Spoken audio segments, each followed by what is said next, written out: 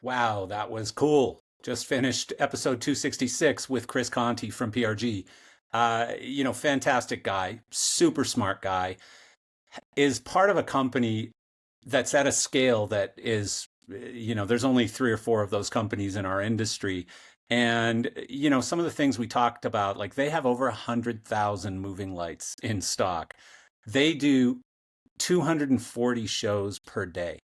Think about that. Think about the scale. And so he's sort of at the, not sort of, he's actually at the pinnacle of this company from a technology standpoint. Very important gig, really nice guy, really smart guy. Please listen to this podcast, and I hope you really like it and share it with your friends. Click like, click subscribe, and share it with friends. Please and thank you. Enjoy. Today's episode, number 266, is brought to you by Ultimate Support. Ultimate Support are excited to announce they are now shipping the VMC-T Venue Series mic stand.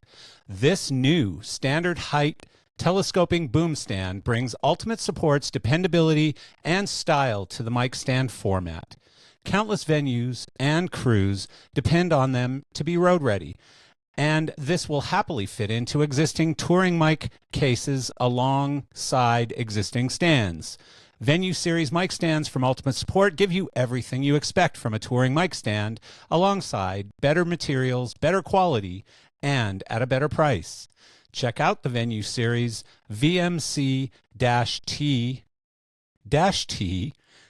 today at ultimatesupport.com to learn more. And today's podcast is also brought to you by GearSource. Founded in 2002 with an ambitious mission to support live events businesses buy and sell gear globally. Since that time, the company has transacted in more than 100 countries, selling $250 million in sound, lighting, staging, and video gear.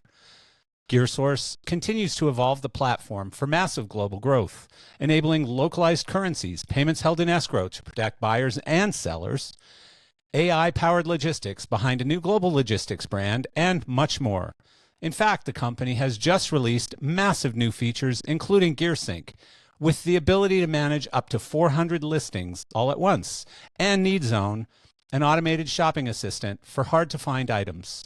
Take full control over your gear with a visit to GearSource today.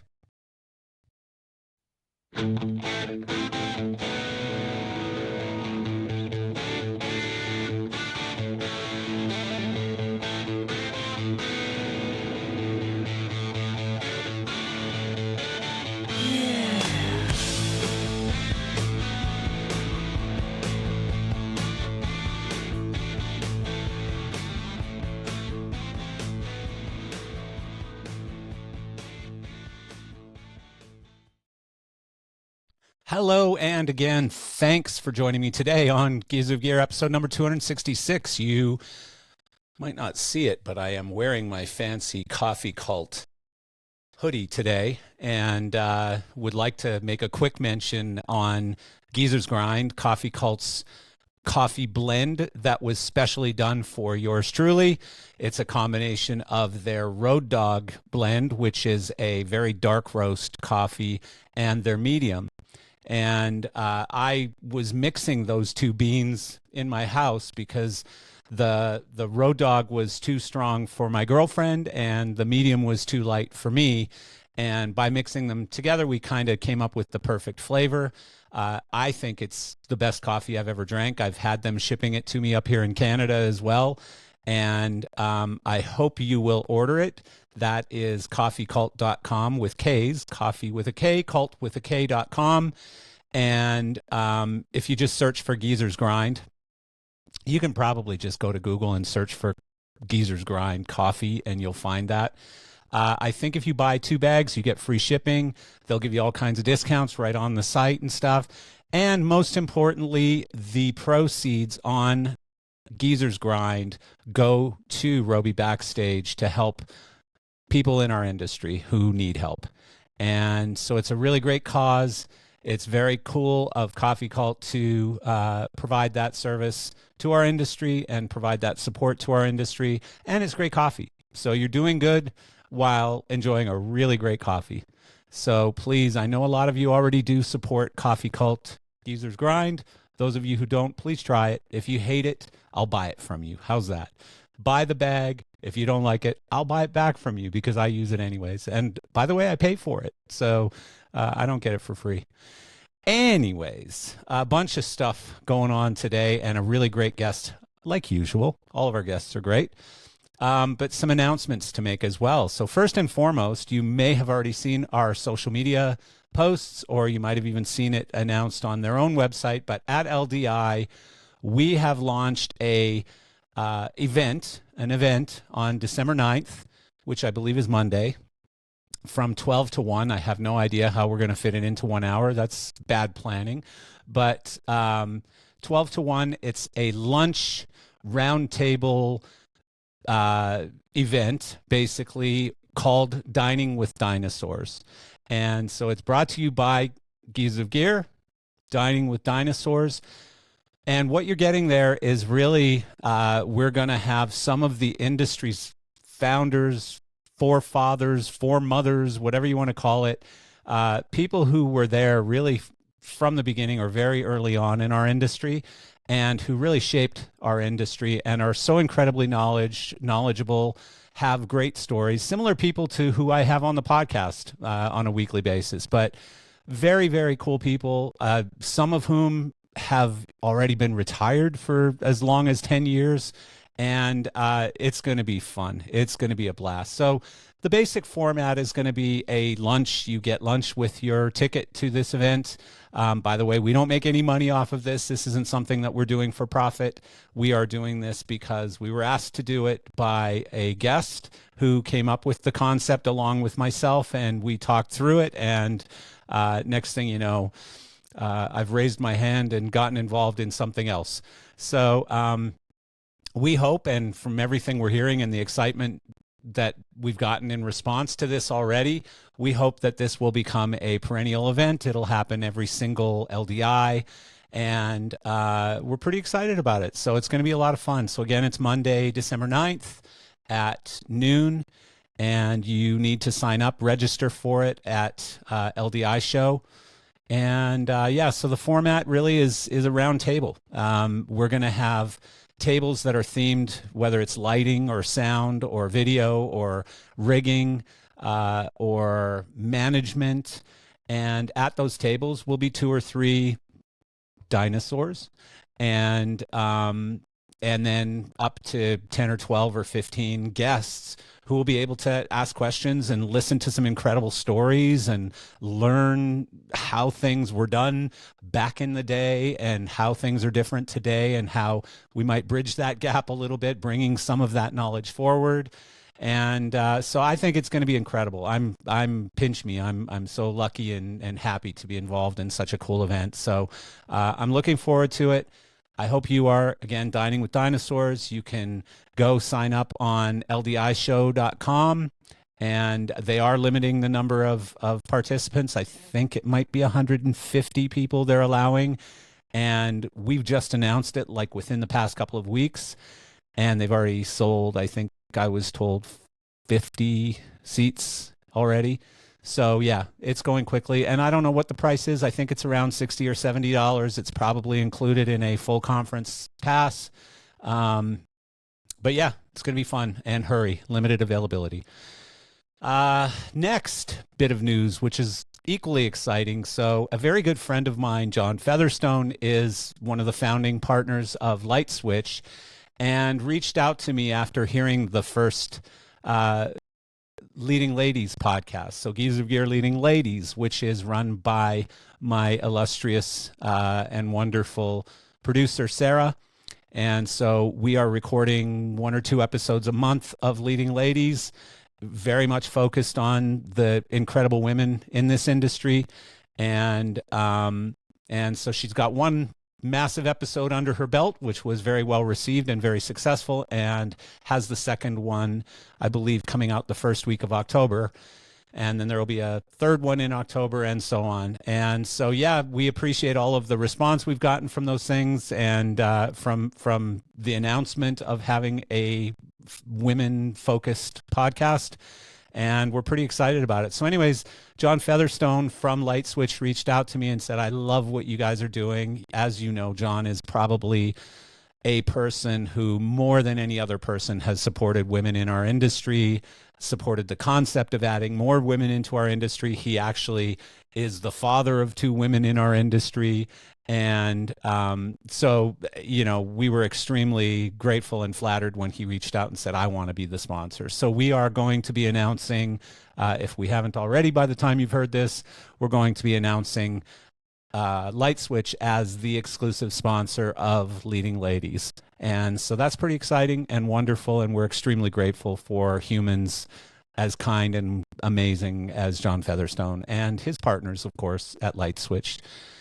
So with that said, today's guest is Mr. Chris Conti, the Chief Innovative Officer at Production Resource Group. Chris joined PRG in 2004 and has been instrumental on multiple concert tours, TV shows, corporate events, trade shows, and special events. Some of his highlights include Coldplay, Josh Groban, Fleetwood Mac, Guns N' Roses, Michael Jackson, the Rolling Stones, and Sir Elton John, and so many more. Since 2004, you can only imagine the number of shows he's been involved in. In 2007, he became the product manager for PRG's Proprietary, Luminaires, and the Series 400 system. During his tenure as a product manager, Chris has been listed as an inventor on 15 and counting U.S. patents and has continued to provide technical assistance and support on multiple shows as well. In 2019, Chris became Chief Innovative Officer for PRG, and as CIO, Chris leads PRG Innovation, which brings into a single organization all of PRG's global talent focused on product development. Chris also continues to participate in some of PRG's most ambitious productions. Chris was last on this podcast, Geezers of Gear, in 2021. So please join me and welcome this awesome guest back to Geezers of Gear. Mr. Conti, what's going on? Not much. How are you? Good to see you. Yeah, and you as well. You look about exactly the same as last time I saw you. Yeah, a little more gray hair, I think. Well, yeah, a little more, less gray hair, Yes. Less hair, sure. More of it's gray. Sure. Yeah, I'm with you on that one. Well, you know what though? There is a really downside alternate to getting older, which is not getting older, and that's not good. So we know way too many of those. It's experience. It's just showing, how much experience I've had. Yeah, well, I have a lot of experience, as you can tell. So perfect. So yeah, you're right about that. You know what? I mean, it's funny because as the world keeps changing, and I'm kind of happy I was born when I was, I don't know that I'd want to be 20 today. Half of me goes, wow, it'd be cool to be 20 today because there's so many tools available to you. And, it's such an incredible time to be young. But yeah, I like, especially when you look at work stuff like our industry, I like that I was there at the beginning of moving lights and the beginning of digital audio and the beginning of, when lighting consoles went from massive to this big, Yeah. And we saw all the cool innovations, the start of cell phones, Yeah. Well, it's interesting. I find it interesting, things that we heard when moving lights came upon the scene. I'm hearing a lot of the same chatter about, moving to LED or moving to, some of the virtual stuff that we've done. And, what's old is new again. I remember talking about this or similar arguments or similar issues when, Well, and I also remember when there were a few moving light companies, a few brands. Well, I remember when there was one brand, but so do you. You worked for that one brand. Yeah, correct. But when there were just a few, and now I see, what's this name that I keep seeing on Facebook, B-Topper or B-Stopper or something? Yeah. That people actually seem to be taking rather seriously, and I've always thought that moving lights you can buy on Amazon, maybe not so good, but it's interesting. And again, like I say it way too often on this podcast, everything's good now. Yeah, they've become commoditized. Moving lights are, There are a dozen different manufacturers out there. Many of them are made in the same factory in China, in fact, True. Yeah. Well, and the there's two main quality. factories, Yeah. two big ones, Acme Yeah. and Golden And Sea. Golden Sea. Yeah. But Yeah. there's a I've thousand had other ones. oh yeah. And I've been very fortunate and I've had an opportunity. I've actually visited those factories. I've been to China, Yeah, as one of some of me the too. smaller ones. And, Yeah. it's really fascinating, Yeah. to see. So yeah, the commoditization some people would argue it's been bad. I think it's been good because I think it's made the equipment much more reliable, and I think it's certainly the shows haven't gotten any less complex. Yeah. So the more reliability that we can get is makes it a lot easier to load in Well, these you're 100% monsters. right. Yeah, I mean, and also innovation gets to focus on different things, like people who are looking to invent new things. It used to always be about trying to make it more reliable, trying to make it more Yeah, bright, trying to. Now it's moved away from all of that stuff, yeah, and I want to eventually get into talking about sure, AI because I have some ideas about AI as it relates to our industry and what that might look like the yeah. direction that some people might take. But back on this reliability thing, and I've said it before on the podcast, is that I was at Ayrton in Paris, and I sat with one of their engineers there, and he was showing me the inside of one of their lights, and I am guilty and stupid for saying this, but I hadn't seen the inside of a moving light in a very long time because that's not my gig. It's not what I do. And so I probably worked for one of the manufacturers last time I saw the inside of a moving light. So it had to be over 20 years ago, which is crazy. And so when they opened up one of these Ayrton fixtures, I was just like, how are you fitting that much shit in a light that's half the size of what they used to be? It's a lot. Yeah. And then so I asked the engineer, I said, so what breaks? And he's like, excuse me?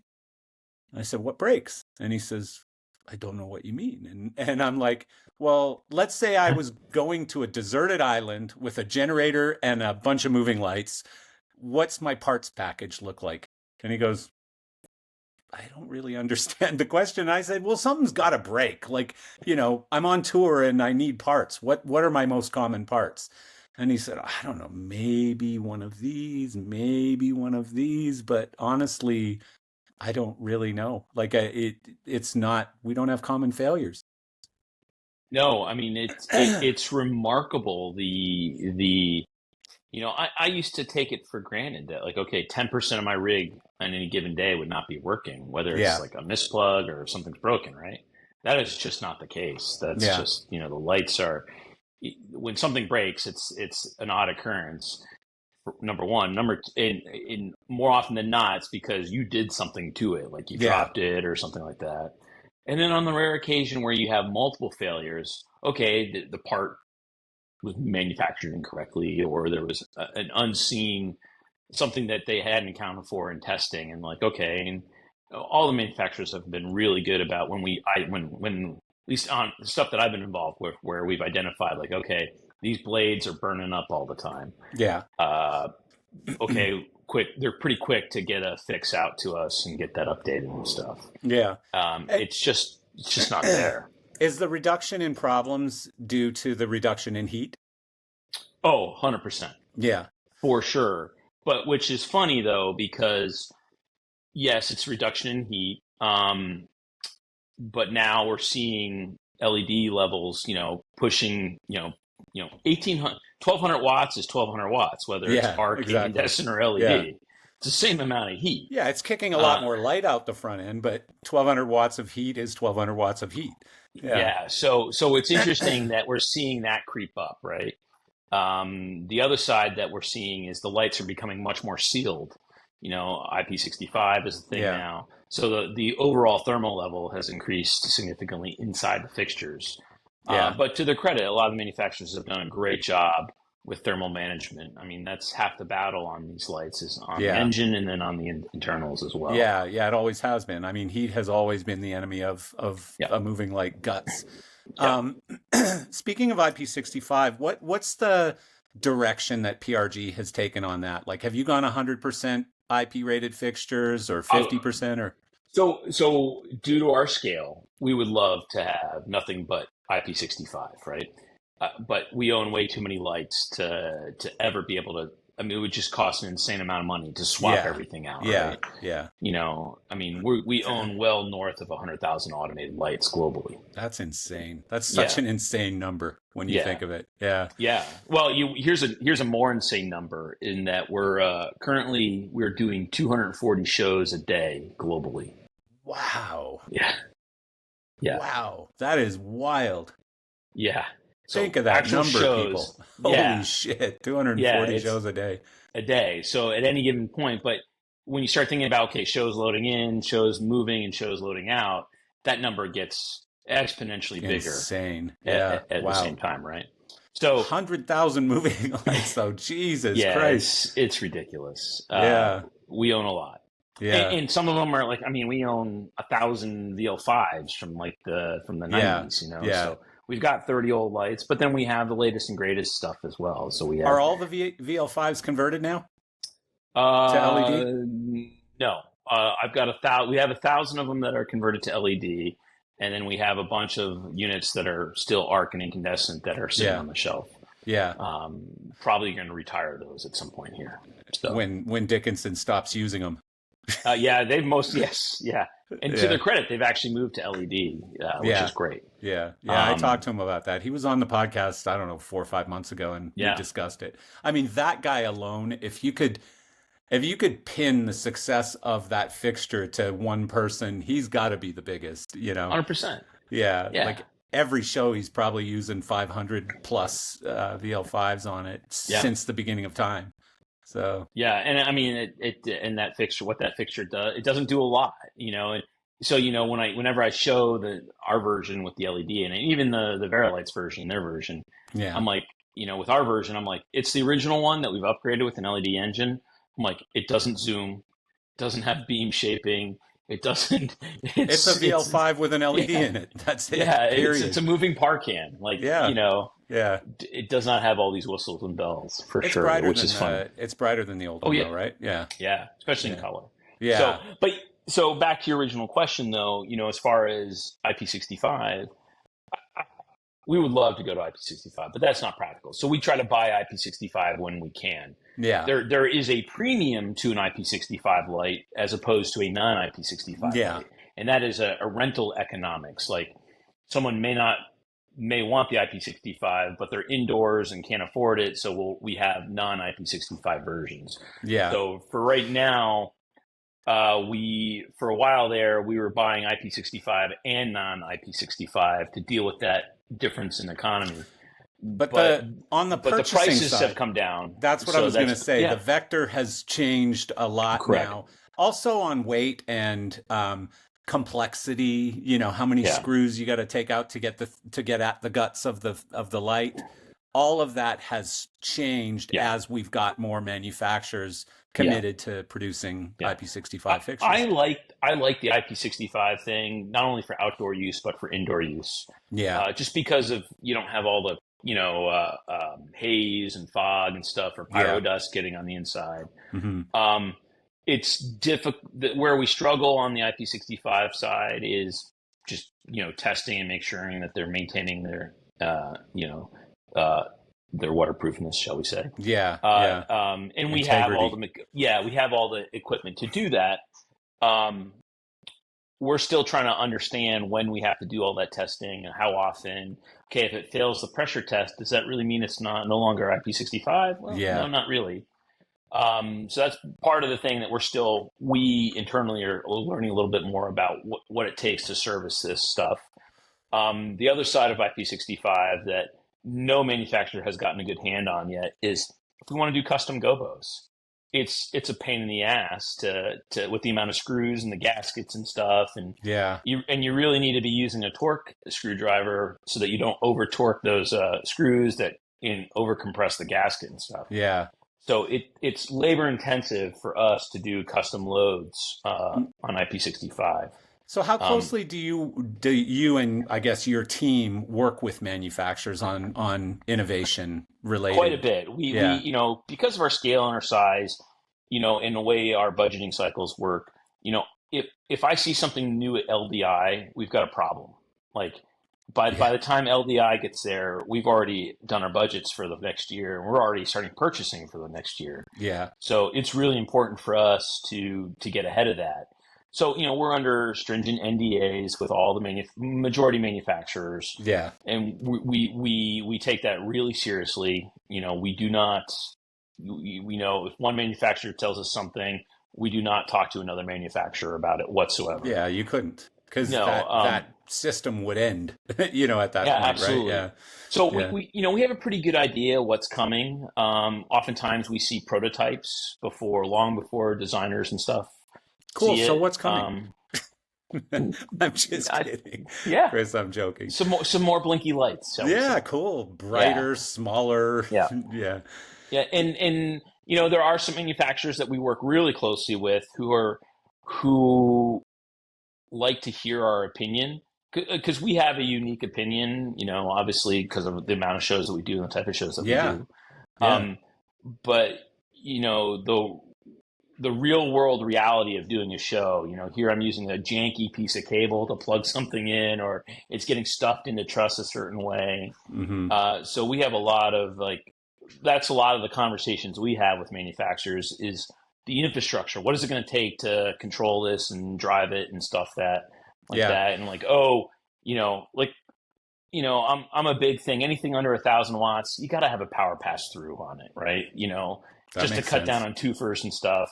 We're real stringent. We're real vocal about ACN being able to feed streaming ACN and universe counts, and we're real vocal about. It sounds stupid, but handles. Yeah. Where handles are on fixtures. It's when you have a 100+ pound fixture, a lot of people. I'm a big guy. But we have a lot of customers that are 100, 200, 150 pounds trying to bench press a 120 Yeah. pound light out of a road case. Well, and then It you have makes to it. have two people, two Yeah, people manhandling or woman handling, a yeah. moving light. That's crazy. Yeah. It's really important for we Yeah. constantly are talking about just what it takes to handle these and process the fixtures and Yeah. move them and stuff like that. Well, So and the interesting thing is there's a real it seems like there's a trend of getting smaller and lighter again, which is very yeah, cool. And I keep hearing this, lumens per pound sort of things that are coming out from manufacturers. I like that. That's really cool. I How about love that. lumens per dollar too? That's cool Yes, too. yes. And I'm Lumens per seeing some of that. Like, I hate to keep talking about it because, they're owned by a behemoth beast of a company, but Martin with the Mac 1, um, to me, that is a really cool turn in the right direction because Yeah, you've got a fixture that kind of looks like a VL5 and operates really well, has enough output to do a lot of shit with it, and it's like $1,400, yeah. and they've Really got cool inexpensive. accessories and it's Yep. small and it's lightweight. And I mean, that to me, the moment I saw it, I said, every company's going to have a billion of these things because Yeah. it just makes so much sense. And I think it's IP. I think it's IP54 or something like that. Is it like, did they Or do? did they do IP54? I I can't don't think remember. they did on No, that maybe one. not on that. Yeah, I don't think they did on that one. I was actually going to ask you about that since we're talking about IP. Like, what do you think about that sort of dry enough a concept? Listen, you're talking to someone that has done more gigs than I care to think about outdoors with Indoor lights. VL2s Yeah, and yeah with outdoor light with taping trash bags over stuff. yeah, So any protection I think is better. yeah, Uh, I think I like the 65 because it's fully sealed. Uh, I get I, for long-term use, I think that's great. I think where you're doing an occasional show indoors or outdoors, I think the IP54 is a smart way to do it. It reduces yeah, the weight, reduces the cost. You still get the protection and stuff like that. I'm not opposed to it. I think it's another track. But yeah, there are certain applications I would not want to use. Like if I know, we do a job here in New York City where we are lighting an ice skating rink outdoors for like 3 or 4 months. Yeah. I wouldn't put an IP54 fixture out Well, there. even though, and I'm not shaming anyone, but I've heard many Martin people talk about using the IP54 stuff on installs. And I live in Florida half the year, and in Western Canada in the mountains the other half of the year. And I wouldn't do it on either one of those. Like I wouldn't do an install with IP54 fixtures in those Yeah. locations. Well, the IP54, I think you can get the weight down quite a bit. I think you obviously helps with the cost. But the Yeah, flip side of that is we're seeing, some of these IP65 fixtures that are being made out of, right. magnesium, super Yeah. light alloys and stuff like that. So the weight thing is not necessarily an argument anymore on Yeah. that. Yeah, like that Ayrton range, I forget what it's called, but it's got the Rivali and they just announced another fixture in it. And Yep. that to me looks like a really, really cool direction to go. Like the stuff that they've done with that fixture Yeah. or that range seems to be like, whoa, somebody's got it right, at this Yeah. point. And, no slight to Loader and Elation, because I think they've done an incredible job. First of all, like they were really the ones who got this thing going in a big way. SGM, I think, started it in a Mhm. small way with the G1 or G whatever it was called, Yeah. and then Elation just went, we're going all in on this. We're diving in head first. And that got everybody else's attention, and that's what's pushed the industry forward, I think. Yeah, we were slow on the IP65 because we didn't. I didn't want to go. I mean, I was one of the proponents of it. I didn't want to go to an IP65 fixture that was arc based. Yeah. I wanted LED so that we didn't have to really didn't have to open it up to like change a lamp Yeah. or anything like Yeah. that. That makes sense. And now we're we got. I mean, we own a ton of Proteus Maximuses. We own a ton Yeah. of VL3600s, and we own a ton of Dominoes and Perseos and stuff like Yeah. that. So Yeah. we own a wide variety of manufacturers and equipment that's IP65, that's Yeah. LED. And they're all 800-watt engines and above, and we even got some fixtures with 300-400-watt engines that are Yeah. Yeah. really really good. Yeah. No, I Um, love it. I talk to young people, such an old yeah, person thing to say, but I talk to people, call it under 40, uh, daily. And, I just don't know that these people understand how good they've got it right now, because we yeah, were throwing garbage bags on fixtures and, in a mad panic trying to keep yep, the show from blinking out and stuff. yep, And now everything's good, everything's bright, everything has incredible optics, everything is IP, yeah. everything. It's insane. It's But really there's cool. still a fair amount of room for innovation. Oh yeah. We're we need to get the CRI higher. What CRI, TM30, TL, whatever. How the light looks on a performer's skin Yeah. needs to improve. And we're finally starting. I think we're starting to see the engines now are finally coming out that have those higher. What I use CRI as a generic No, name it's a here. good way to say it. But the thing is, obviously, they compromise output, which is why everyone went for the 7,000. Exactly. Yeah. The 7,000. Yeah. Whatchamacallit? I've Yeah, just lost my but mind. like they're we're seeing engines finally that are high CRI, high output. Yeah. We have these phosphor engines that are laser based. Yeah. He, I would love to go to a laser engine. The I know Elation has a fixture that we can supposedly use here in the U.S. The Yeah. compliance and the paperwork stuff is It's still a a bit pain in of the ass. yeah, It's it's ridiculous. ridiculous. Yeah. But It's having so said all crazy. that, we're still there's one area where the LED engine has not done very well, and that is the beam fixture or that hybrid, like Mega Point, Icon Edge type of Yeah. fixture. Yeah. Uh, um, the engines just don't have that's with that super narrow arc gap that Yeah. those arc lamps would generate. It just gives you this like late like just super tight beam with a hot spot that would cut through any atmosphere. But what's so funny about that, Chris, is that like I've been in the moving light business for over 30 years, and um I've fought with designers for so long over you don't have a perfectly even field. There's a, and they've got their light meter out going, okay, there's a slight hot spot and, we can't use this, especially like Disney designers picking on them for a minute. And, but certainly television, everybody, theater. And now they don't like a fixture because the field is too even. The field is too flat. I need that hot spot in it. Yeah, you want that cut through the atmosphere. Yeah. The lights have become like golf clubs where I'm using, I have my aerial effect fixtures, I have my wash fixtures, and I have the fixtures I'm using to light people with. And I think we see, you have designers that are putting one type of fixture top, like Bob Barnhart at 22 degrees. He'll put up all 2600s and he'll correct them and do whatever he needs to do, whether it's an aerial effect, washing scenery, or lighting people. He's using one fixture type to do all that.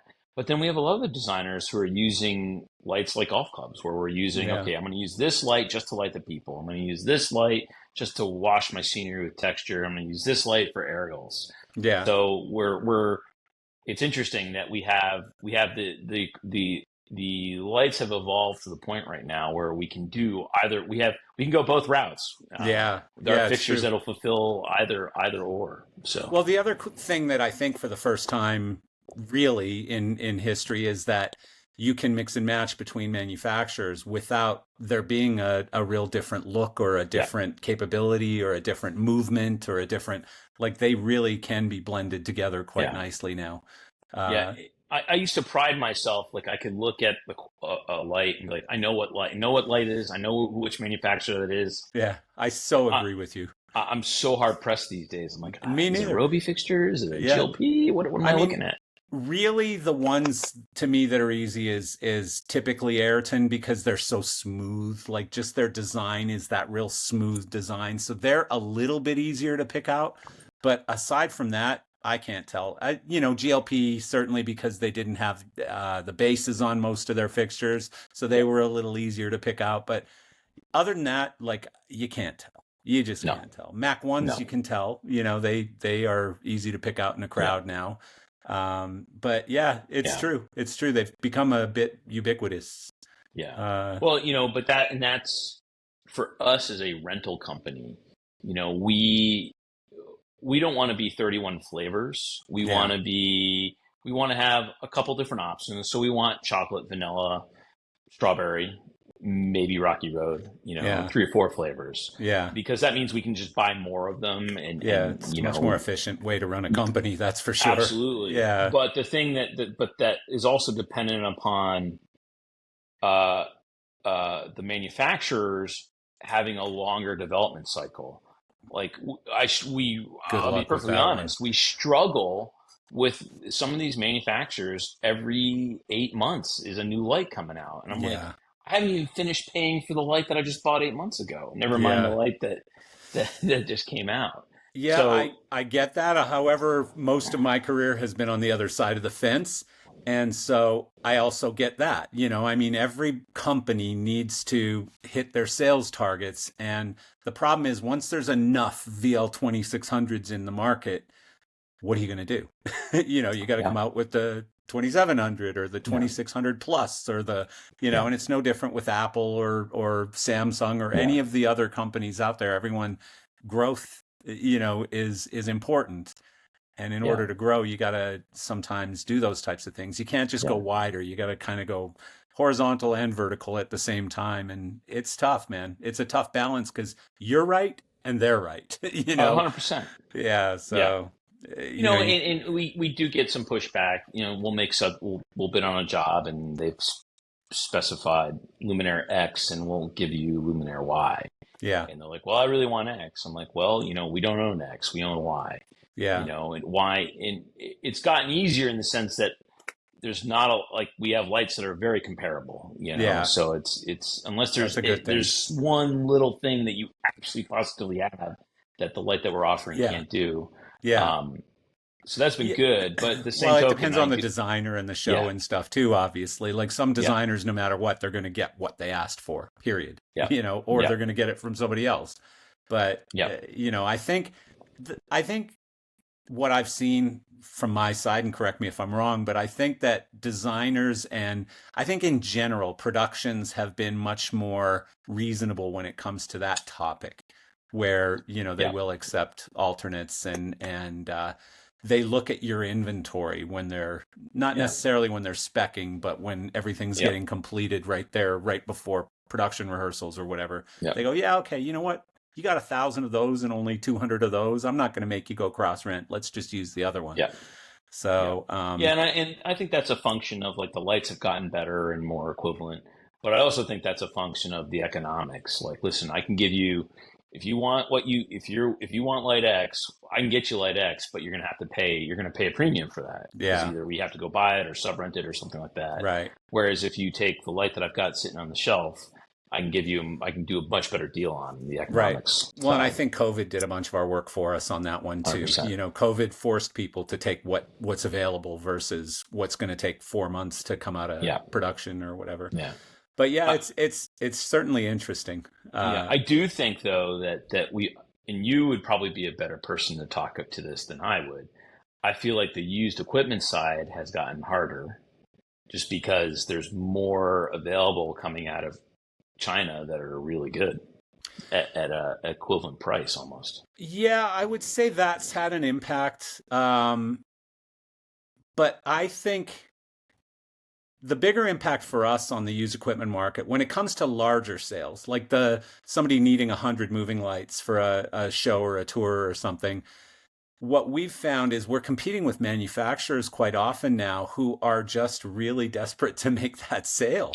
And so they're offering 12-month terms, or they're offering a Yeah, price that's so close to used that it doesn't make any sense. So on one side, you've got sellers who are trying to increase their used price to a point where they can replace it with brand new. But on the other side, you've got sellers who are the manufacturers who are yeah, lowering their new price. So that gap has gotten much smaller between new yeah, and used, and on purpose from the manufacturer side. But you can't just be irresponsible and say these are going to go into landfills and we're just going to keep replacing them with new product. yeah. That's not sustainable, not in our No, industry or not at any all. industry really. No, So no. I'm not crying. Our business has done really well. It's just very different. It's like Yep, every 3 months there's a pivot in our industry, and yep, it's like, oh, we're going to do it that way now, are we? yeah, yeah, And we're on top of it. Fortunately, we pay very close attention to what's yeah, going on out there. But you're right. I mean, it definitely has gotten more challenging. yeah. But the B toppers or B stopper or whatever. Sorry, I don't know the exact name, people, if you're listening. But they don't tend to be our customers. Typically, I would say the people Fair who are enough. buying those and talking about them on Facebook's new version of the Light Network, whatever that group is called, they don't tend to be our customers for the most part. You guys are our customers, Christie, Yeah, Solotech, yeah, uh, Fourwall, even. Like a lot of the biggest rental companies out there with the most complex problems, those are the ones that we like solving. We don't turn away the guy who wants to buy four moving lights, but yeah, that's not who we're targeting. yeah. That's Fair enough. We've built a company to Yeah. deal with the PRGs of the world, the It complicated seems people. it seems like the only consistent thing is change these days. Oh, What hell yeah. you Hell yeah. know? Well, and that ain't, It's guess what? That ain't going to slow down anytime soon, nope. because we're going to get into the two-letter word that everyone loves to hate so much. Um, so just to back up a little bit, in Sure. case anyone just fell off the turnip truck today and don't know who you are. So I believe you started in high school, like so many people. Yeah. My high school story is my high school hates this story. Uh, I got caught super gluing someone's locker shut, and I had to As you serve do. I- you know, I had to serve a detention, a Friday detention, and the theater teacher walked by and said they needed help hanging lights in the theater for the upcoming play. So I Boom. served out my detention hanging lights in the theater, and that's how I got hooked into to doing this. So Uh, it was literally this much better than like fingernails on a chalkboard in the classroom or whatever, right? yeah, I was literally just gonna add, yeah, totally. That was totally it. Yeah, Yeah, that's yeah. funny. So So your first gig was at Verilight? yeah, so I went to college at a small Midwestern school, Wittenberg University in Springfield, Ohio, which Oh, is that's in the news yeah, we lately, won't talk about unfortunately. that. Yeah, Yeah, that's fine. yeah, But amazing place to, I mean, going to school. I'm from the Northeast, so going to school in the Midwest, completely different experience, which I absolutely loved. Um, Started doing shows. Obviously I did theater, but I started doing touring shows around my school at that time. There was a couple art centers, performing arts centers that I would freelance at. And then I got an internship at Verilight the end of my junior year in Dallas. And so I went to Verilight, interned, and they hired me at the end of my internship. oh, cool. And I was like, but I have another year of school. And they said, no problem. Like when you're done, you're going to come work for us. I said, great. Went through my entire senior year in college with a job, That's which was insane. amazing. Yeah, Yeah, right. that's so Uh, cool. and then I was expecting to move to Dallas, Texas. That's where they were headquartered at the time. And so I went home, to get ready to move. And I was maybe home for a week or so. And I got a phone call from them, and they said, when can you be in New York City? I said, I can be there in 48 hours. They're like, okay, that's where you're going to go work. And so in the span of 48 hours, I found an apartment, moved to New York City, and I've never left, Yeah. which is Wow. crazy. Did they Yeah. give you three times as much because you were going to New York instead of Dallas, or did you just live on food I just, stamps and yeah, Subway? yeah. I mean, I just like every just out of school. I mean, I started in the cable department. I Oh, was at Verilight, New York, where the Google building is now is used to be the Verilight office down in right. or down in Meatpacking District. So yeah, I worked there. I worked work in the shop was the best thing I've ever done. I really learned how to service the equipment and also gave me the first time chance to start with development because we just debuted the VL7 at that time had just come Oh, out and I can tell horror stories about that I fixture. know many of them. Yeah, right. Yeah, there's a lot of horror But stories. I learned a lot with that, and it made me a lot of money at the time. So I Yeah, don't have any horror stories per yeah, se. yeah, yeah. Um, so yeah, I Job worked in the shop. security. The Yeah, VL7 was exactly. job security. Totally, totally. Yeah. I learned a lot about the equipment and about doing shows. I started doing shows in the area, and then I transitioned to road staff, and I was doing rock and roll, TV, theater, whatever was up on whatever show was available, and I was next on the roster. So I Yeah. did that for 7, 8 years before I finally came off the road and started doing the development job that I do now. So So cool. So you've yeah, literally it was had two great. jobs in your whole life, Pretty Verilight and much. PRG. Well, and actually it's just one because Very Light LPS lighting services, and then we were acquired by PRG. So something. Yeah. No, I mean PRG obviously loves you and needs you, and you're at the top of the food chain there with the C at the start of your title, which Yeah. is always good. Three That letters and five starting with a dollars C. gets me a cup of coffee at Starbucks. Well, So I don't know. I think it gets you a lot of respect throughout the industry. I know anytime I'm talking to anyone about, from the moving light side specifically about their relationship with PRG, your name tends to come up. So um, that's a good I positive appreciate thing. that. Yeah. Listen, y- we're we're not a perfect company, and I don't think No. any company's perfect, frankly. And I have some good friends that work for Four Wall and Solotech, and I think competition is healthy, Yeah. frankly.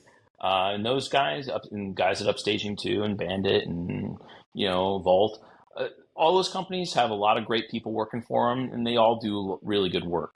Yeah. Um, But and the thing is, we have, PRG did it first. Like yeah, PRG grew to the scale that you did before you gave other people sort of yeah, a roadmap to follow. And one thing I know from my own career is that, pioneers are always, those guys with the arrows in their backs and stuff, yep, right? And breaking things and expanding and scaling a business and all of those things. Like I remember sitting in some of those very, very early PRG discussions with, Marty Nerudin at Vanco, Yeah. and talking about, these guys are dumb. They're fucking road cases. Don't even fit our lights and stuff like that, and or cabling. Like there was when Jerry first started acquiring some companies, some of the infrastructure problems were seemingly tiny until you tried to put a show together and you had 200 Yep. studio colors and four different color temperatures coming out of them in white. Yep. And, so many of those things that you don't think about when you're combining companies together. And Yeah. so anytime I've talked to guys who are acquiring other companies since that time, I've always said, you need to put in a line item in the investment for infrastructure, and it's got to be a big number because cabling needs to match, cases need to match, all kinds of things Yeah. that you're not even thinking about right now need to match.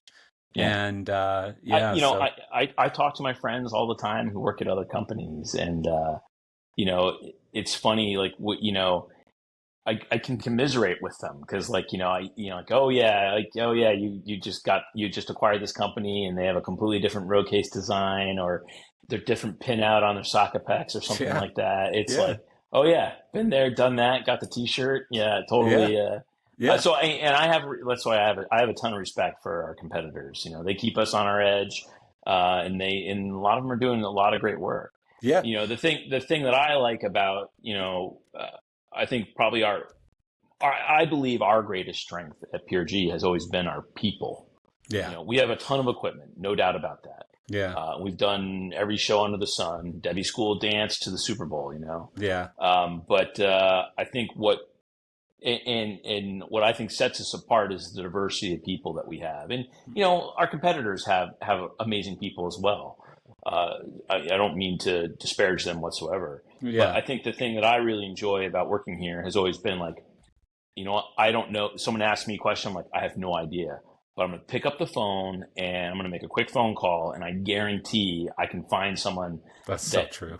that not only has more knowledge than I'll ever know, has probably forgotten more than I'll ever know, but is a pioneer in the industry.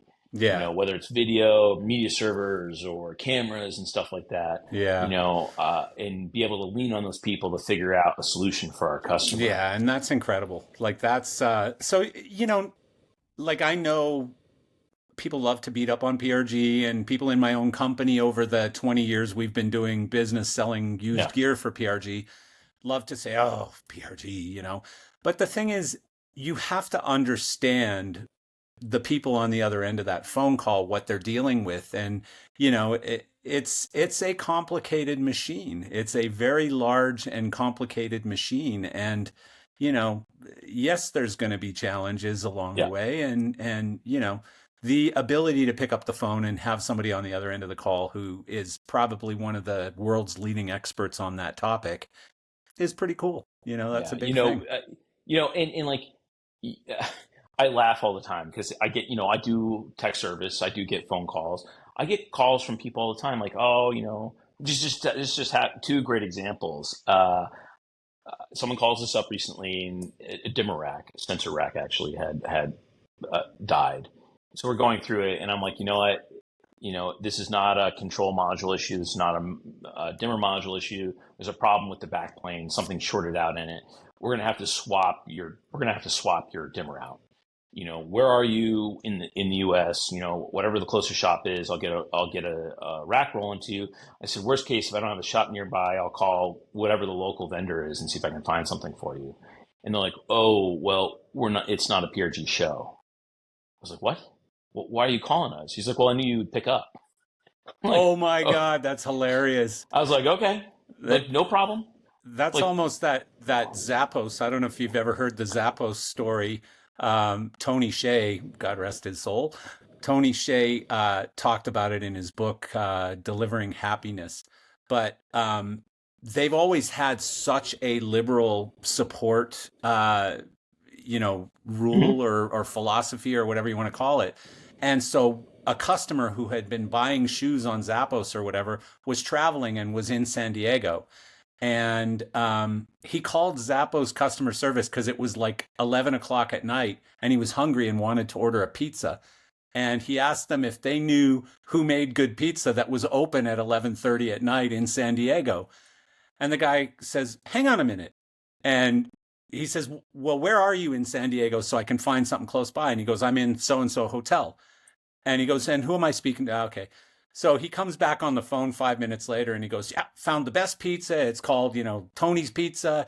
And they're open until 2 o'clock in the morning. And I just ordered you a pizza and it's on its way. And they said it'll be there in 20 minutes. Amazing. And he's Amazing. like, "Well, how do I pay for that?" And he goes, "Don't worry. You've been a good customer to us. We're just going to take care of it for you." And I mean, like, that's just ridiculous. But, Yeah. that's how you make friends in our industry. Well, and at the end of the day, it's about doing the show. Like you got to, like, the show's at 8. You got to make the show happen, right? Yeah. So, Yeah. so we get those calls all the time. People call us and they're like, "Yeah, absolutely, happy to help." I'm like, just out of curiosity, and as luck would have it, the person who called me in that particular instance, I won't say their company, but I happen to know the account manager at that company. Oh, I see. So, so I called them up and I said, "Hey, your guy called me, just left FYI, we took care of it, not a problem." He's like, "Really?" I said, "Well, yeah, you got to get the show done. I get it. You guys didn't have an office nearby. We did. It's all good." That's wild. Yeah. And I'm sure at some point later in time, you're going to scratch my back as well.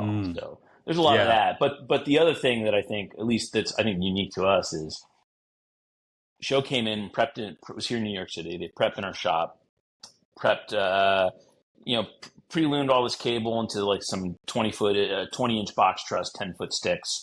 They're going into a ballroom someplace in the city. No one ever measured the height of the elevator.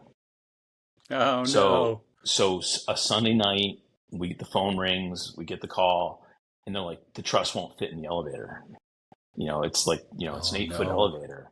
So like, "Okay, what do you got?" They're like, "Well, we have all 10-footers, So we ended up swapping out, we ran to the shop, and we just grabbed as many 5-footers and 6 and 2, any 6 and 4, whatever combination you could, to get the 10-footers done, to get the job done, to get them sorted. Wow. That's crazy. Which is insane. I think that's a unique case because of our size and scale. That, like, it was amazing that we had enough sitting here that we could do that. Yeah. But not everybody can do that. No, of course not. Of course not.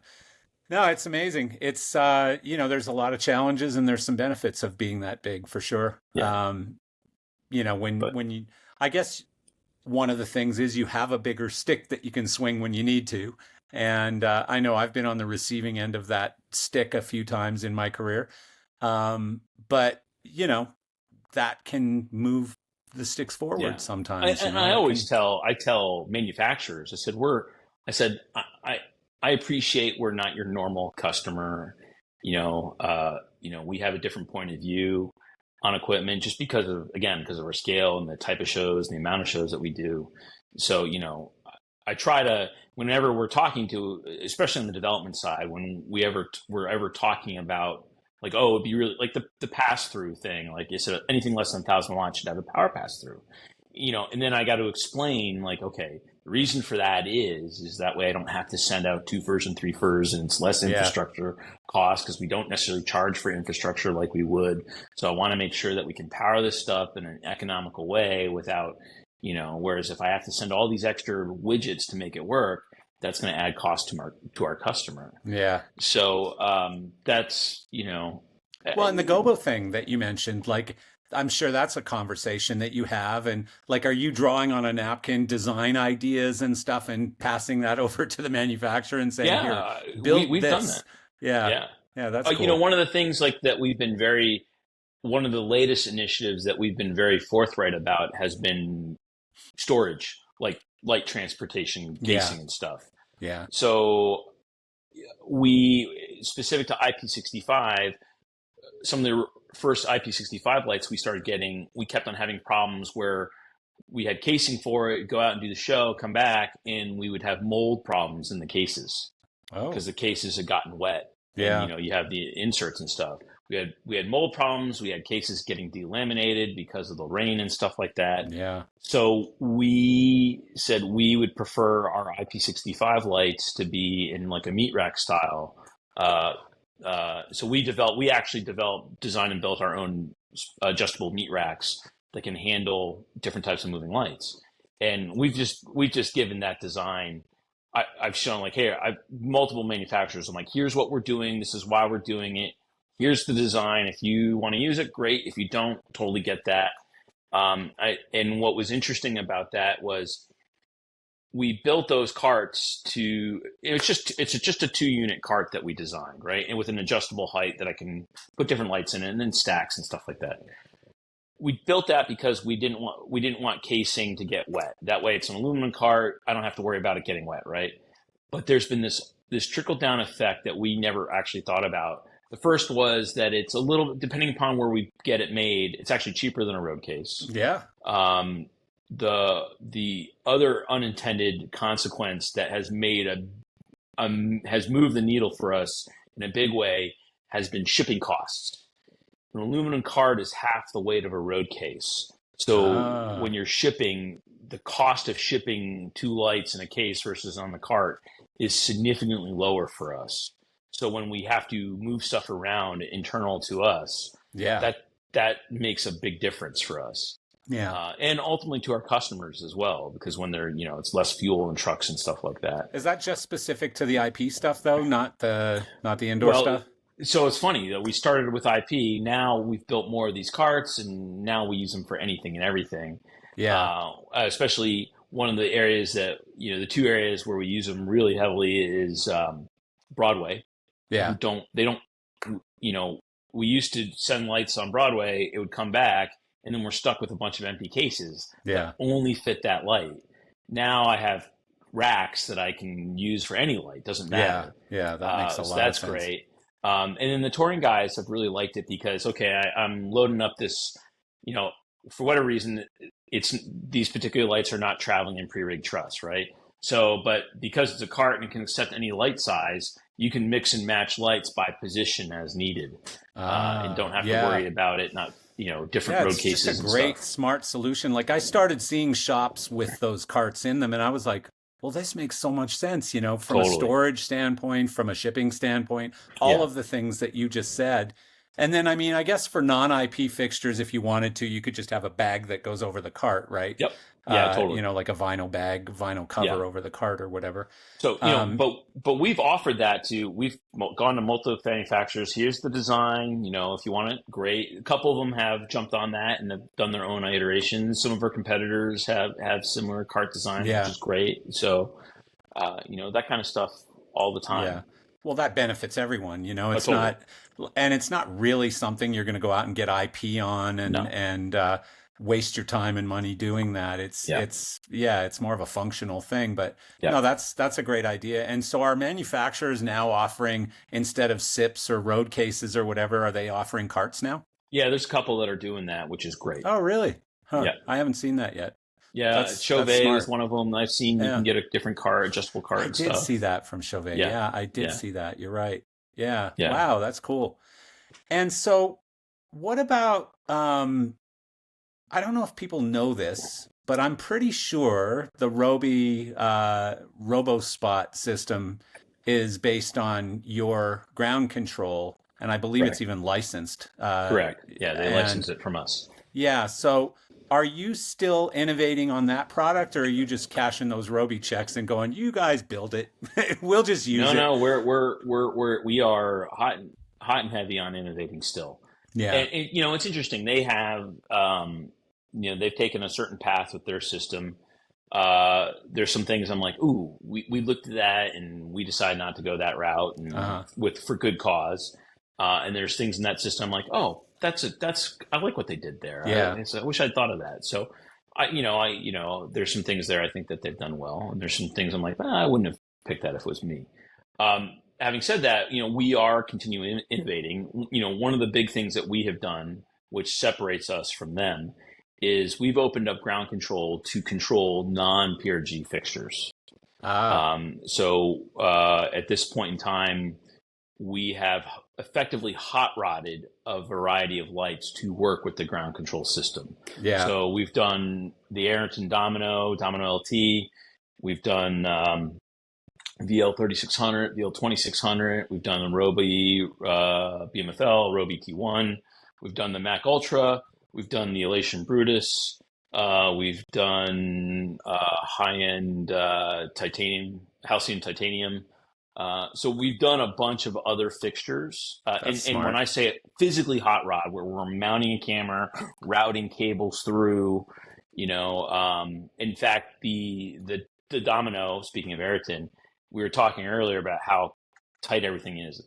That is one of the hardest lights for us to convert, has been that fixture, just trying to find the space to run the wires through the head and stuff like that. Yeah. Isn't that crazy? Just like you run out of space for a wire. Like that thing's designed pretty tight. Yeah. We've designed the camera housings now to be IP65. So if like the Domino is an IP65 fixture, the 3600 is an IP65 fixture. Both the camera housings on those fixtures are fully weather resistant, which is great. So we've expanded that out quite a bit to drive other people's fixtures. Then the other big thing, which we have not, this will be the first time we've ever publicly talked about this. So this is going to be an exclusive for you. You heard it here first.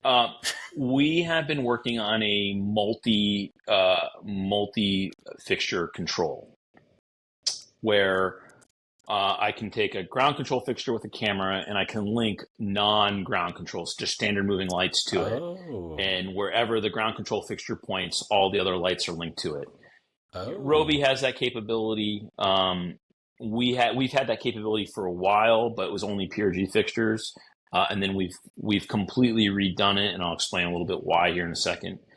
Obviously there's the Follow Me solution that's out there. Yeah. That's a solely computer-based system. It doesn't have a handle and stuff. So, and they've done some interesting things as well. Totally different philosophy, which is interesting that there's these two parallel sort of technology lines in follow spots, which really are, between the two of them, rendering at least trust follow spots completely 100% gone. And the total irony there is we tested the Follow Me stuff. Like when we originally were developing ground control, we looked at the Xbox controller. I looked at a Wii remote. We looked at mouse-based. We looked at a touch screen. We looked at an iPad, accelerometer-based. We looked at a camera control yoke. We looked at all these different control scenarios that like Follow Me uses, that Roby uses, and then we went with the conventional, like, everyone's used to running a follow spot this way, so that's why we did it that way. Yeah. But I mean, I've got pictures in our files of us mocking those scenarios up and stuff. And we not only did we mock them up, but we actually developed it, put it on a camera, put the light in the camera in a parking lot, and we're actually doing that in real time and seeing what worked and what didn't work.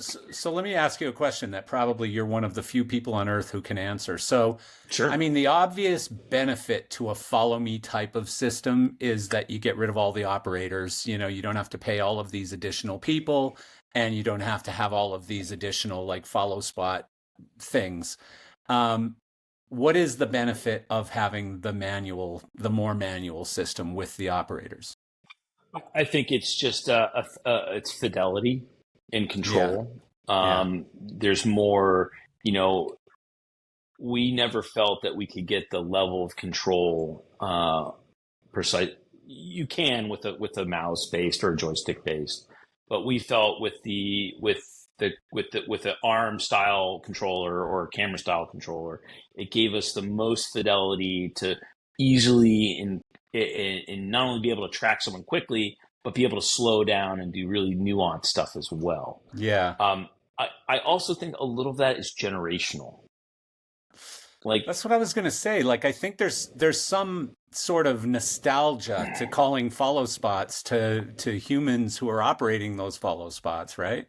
Yeah. So like, humans that can operate, a controller, a manual controller, versus a human running an Xbox controller or a mouse or something versus a Zac Track or Black Track system where they're wearing a a puck and it's following them that way.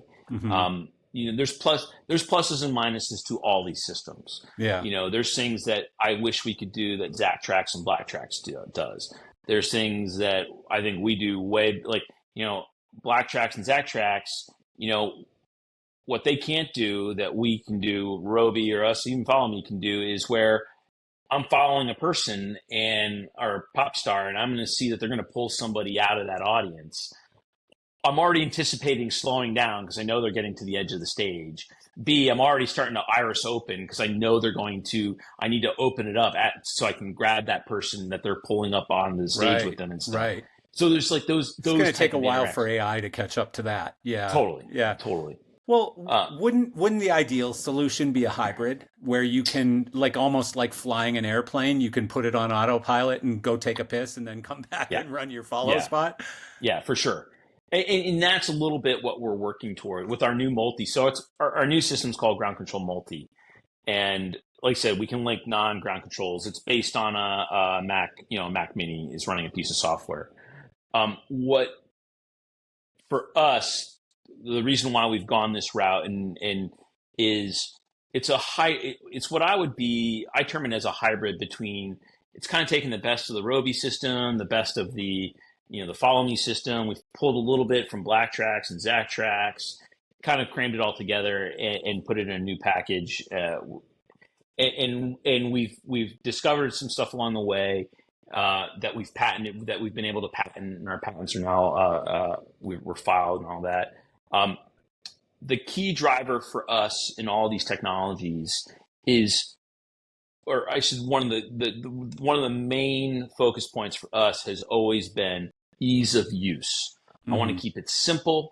I want it to easily set up. I want a typical user to be able to use it up. I don't necessarily want someone highly specialized or an IT guru to have to do it.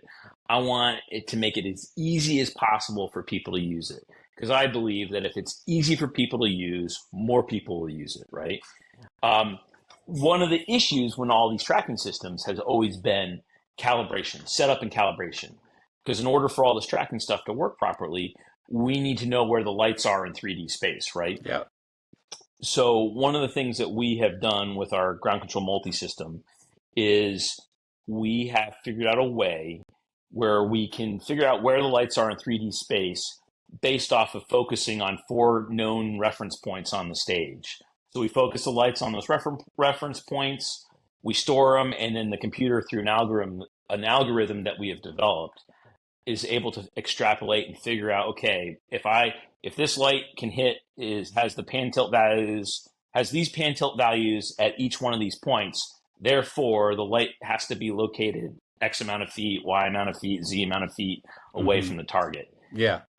So that's and we've patented that. The other thing that we've done is all this calibration, we can do it from a lighting console, and we can do it in under 60 seconds. Oh. Which is pretty phenomenal. Yeah. Basically, I can use the lighting console. I grab the lights, I focus them on my 4 points, and I can store it from the lighting console, and the software will figure all that out. Interesting. So for us, that's been one of the main drivers of this software, is the speed and ease of setup and to get a calibration. We've actually put it on a few shows quietly that have used it. We've learned a bunch of stuff. We're continuing to improve it upon it. At this point, we're actively showing customers. We're actively demoing it. You're going to see we're building the website and all the documentation here. Hopefully, end of the month, more like middle of October is when that'll all be up and released. And all that's going to give us a lot of that work is giving us the foundation to do a whole bunch of other development work. We have a 3-year plan for the multi software, and some of the things we've kind of talked about AI a little bit, and we've talked a little bit about. Well, I want to get into that. Automating it. So is ground control still basically going to be a rental model, or is the intention to build a product for sale? So we've sold a bunch of ground control systems. Okay. And we're actively looking to license it. So if someone would like to buy it and sell it, we have no problem. And we're not looking for a pound of flesh to do that. Yeah. We realize it's a a unique piece of technology that has enabled designers and users to do things that they previously haven't been able to Yeah. do. And Yeah. so we feel like we want to make that available to anybody and everybody. Yeah. And we've talked to a whole bunch of different manufacturers about that. And Yeah. there's a couple that are interested, and there's a couple that are interested, and they said, you know what, we're interested, but we're taking a different path, which is Yeah. fine. Yeah. But we're not, and again, we're not looking to be egregious or punitive in any of the licensing that we do. Yeah. Yeah. But and like you said, we do already license it and along with a bunch of our other patents, we license to a variety of manufacturers. Yeah, So you have I think I read it in the intro, but you have 15 patents now? I do, yeah. That's pretty wild. That's very cool. That puts you up there with the Richard Bellevues of the world on I think he's probably got 60 or He's 70 got or way. I something. mean, him and Cunningham, those guys have Yeah, way more yeah. than I'll ever Yeah. have. Yeah, but They're that's still 15 is 15 more than I have. I don't have any patents. You got 15, so I want one. But to me, now to take this into the outer space mode, so people talk about AI and everyone is focused on AI in the console replacing the designer and replacing the operator and all that kind of stuff. I've had no this way. concept recently, which is AI in the light fixture. And like you're talking about things like calibration, you know, why not just have a GPS in the moving light? Why not have intelligence in the moving light so the light goes, okay, I'm here. Where are you? Oh, you're right there. Yeah, you're over here. Okay, so that's awesome. Okay, so we're going to figure this out really quickly, and boom. And now the console is basically just communicating with a really smart light that knows where it is. It knows it's doing self-diagnostics all the time. It constantly knows its state. And it just seems to eliminate not the need for a console, but the need for a lot more of sophistication in that console because you're putting some of the sophistication in the lights themselves, right? Sure, you bring an interesting point for sure. I think Yeah, I think that is an application. There's definitely an application for AI in that for sure. yeah, yeah. I do not see AI replacing a designer. I just like It certainly creativity. could. It certainly could, but it would be similar to AI replacing songwriters and AI. Yeah, I, The creativity of AI is always going to be somewhat yeah. vanilla-y. I see AI like right out of the gate. I can see AI doing like we all lights have that self mode. Yeah, The disco mode, sound to light, or light to or yes, sound to light mode where it just does its own thing. yeah, Totally see AI in there doing that. I'm in a club. I get that. You yeah, know, I'm not happy about it because I think I think that's, there's a lot of designers that got designers and programmers that got started in clubs. yeah, So if AI goes in there, that's a route that may not be available to people into yeah, this industry. So yeah. I have a little bit of a concern there on that front. But at the end of the day, again, I think the human brain's amazing, right? So I have a hard time believing that we can train it good enough to understand the nuances of a song and to light it appropriately and to react to the vibe in the room and to the audience and stuff like that, Yeah. right? Yeah, and So heavy sigh from me because I disagree that AI won't be able to get there because it's already surpassed that with things like medicine and law and like really, really more complicated tasks than designing a light show or yeah, programming a light but show. but in those applications, I think you can give it hard data. I think it's difficult for AI. There's not a good way to look at the room and what is everyone feeling in the room, or how are people reacting to a particular song. Where's the IO into the Well, to there AI to is. get There is. So, like if everyone's Aura Ring and Apple Watch and iPhone and fair enough. whatever else is reading their heart rate and their mood and their all kinds Sure, of other things. Because, I mean, this is where the rest of the world is going. Like sure. everything is connected to everything else, right? So, but I'm not advocating for it. I'm just saying if that were the intention, and that were the desired result, is that we got to get rid of these damn lighting designers, I think it could be done, and I think the technology is either very close already or will be incredibly soon. You know, as fast as these things are advancing right now, and these things being Yeah, AI models and whatever, you know, we're a very short time from AI being smarter than humans, and totally. I so agree with you.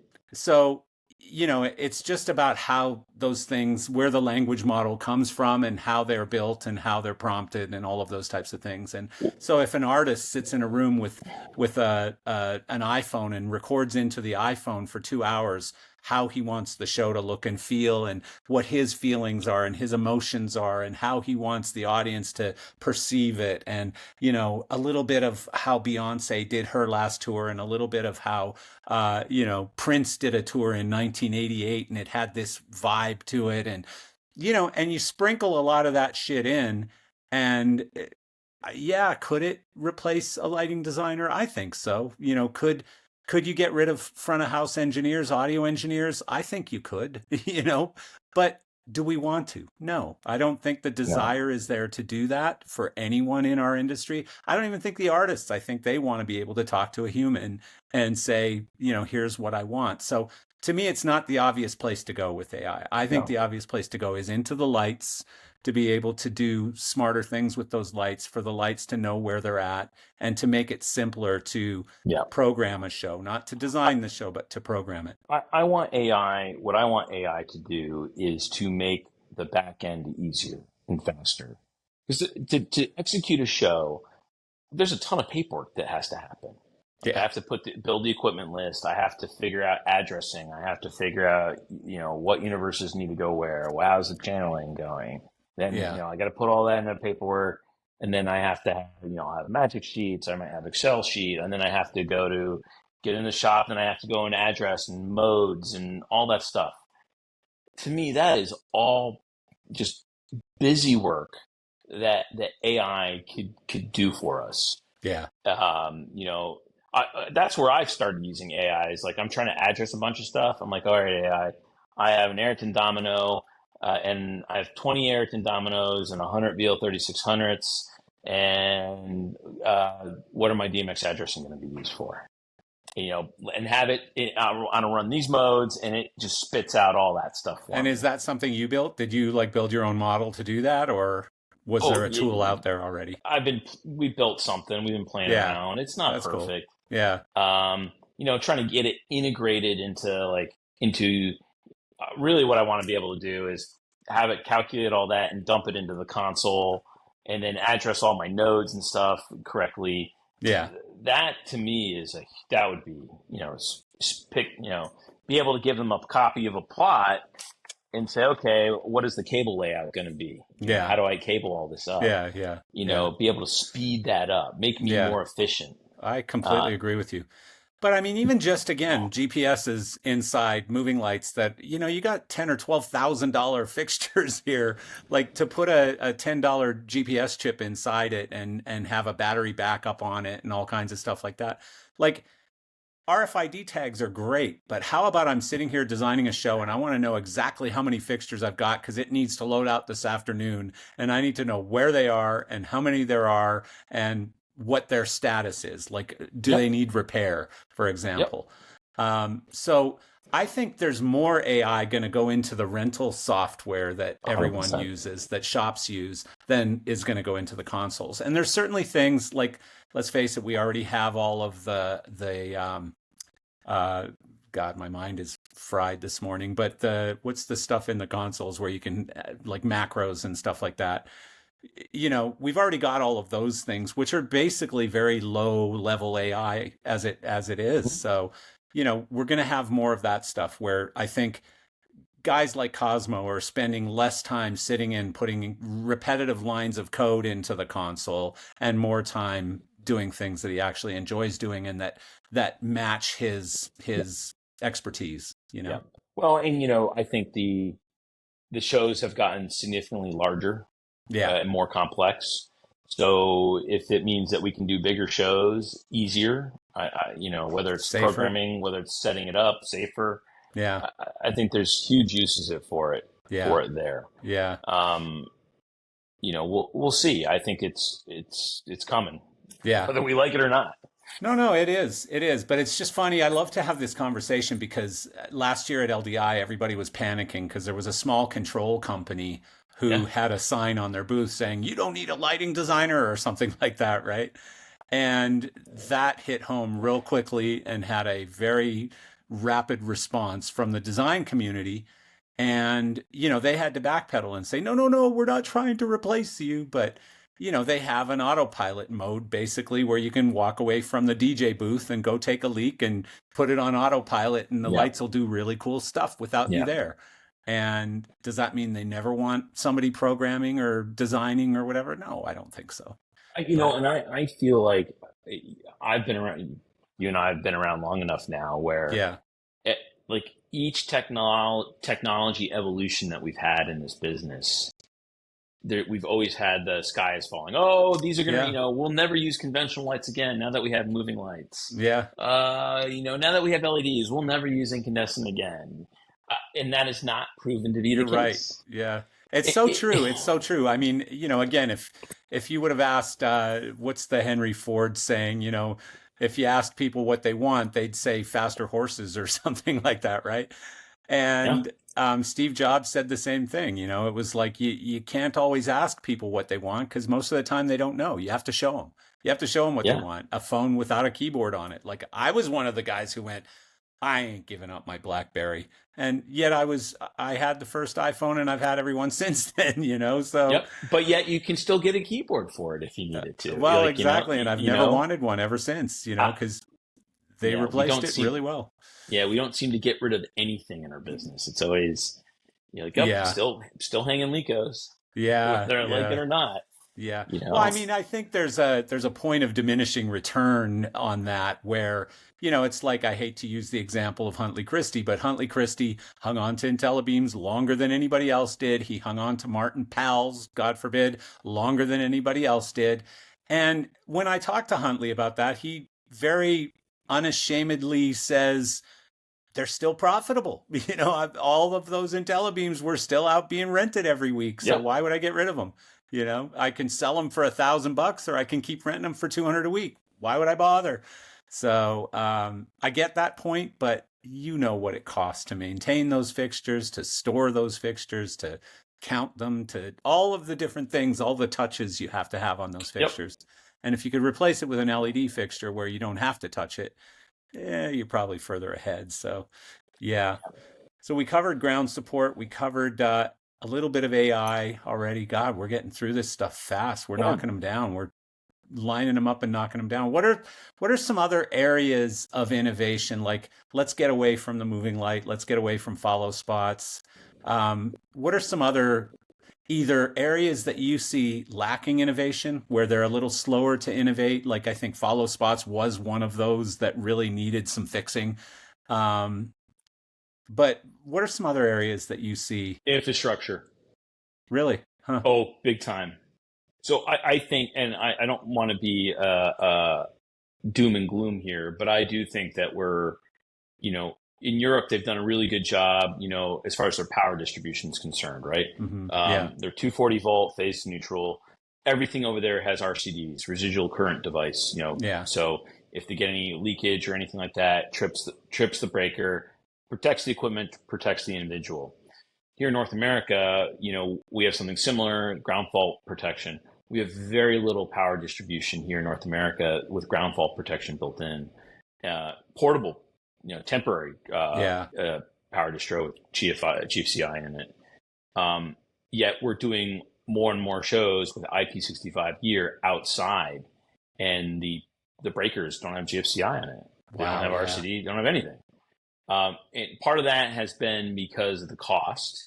A GFCI distro is easily 2-3 times the cost of just a conventional distro. Yeah.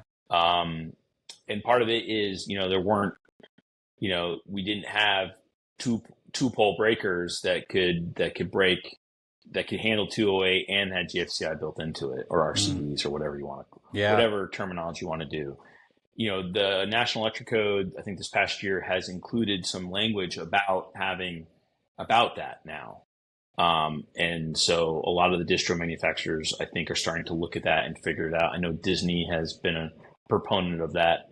We've been asking about that. Like, it's a matter of time someone's going to get injured. And I don't want to be doom and gloom about it, but it's a fact of life. Yeah. That's one area that I think we've got to, as an industry, we've got to get going, is get some of that protection into the racks. Yeah, I've talked a lot. You probably know Richard Cadena. I've talked a lot with Richard about that topic, where, singers are getting shocked from microphones and things like that. And he's obviously very, very passionate about it and is constantly running around coaching and teaching people about it. But again, that's got to come down to the manufacturers creating product and pushing the envelope.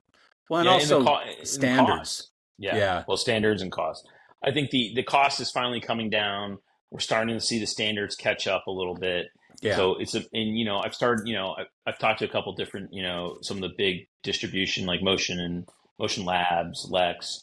A couple of them said they've started doing some distro with GFCI built into it. That's good. So it's a matter of time there. So, that's one area I think that is in dire need of innovation.